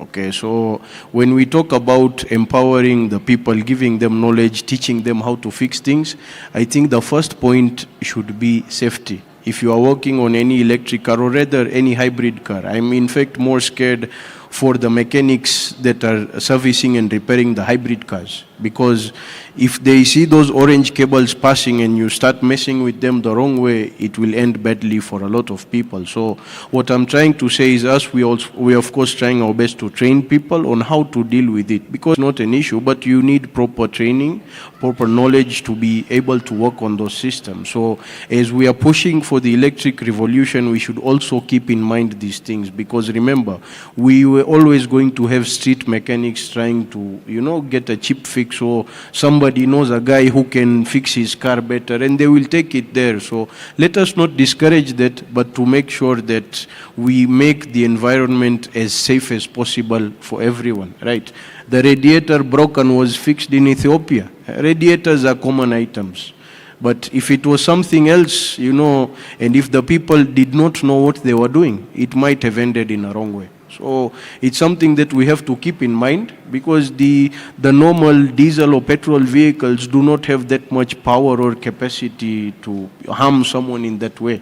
But the electric vehicles, you have to be careful around them, and you have to take the proper safety precautions. So in this electric safari, let us go safely forward and, be sure that nothing goes wrong in those ways.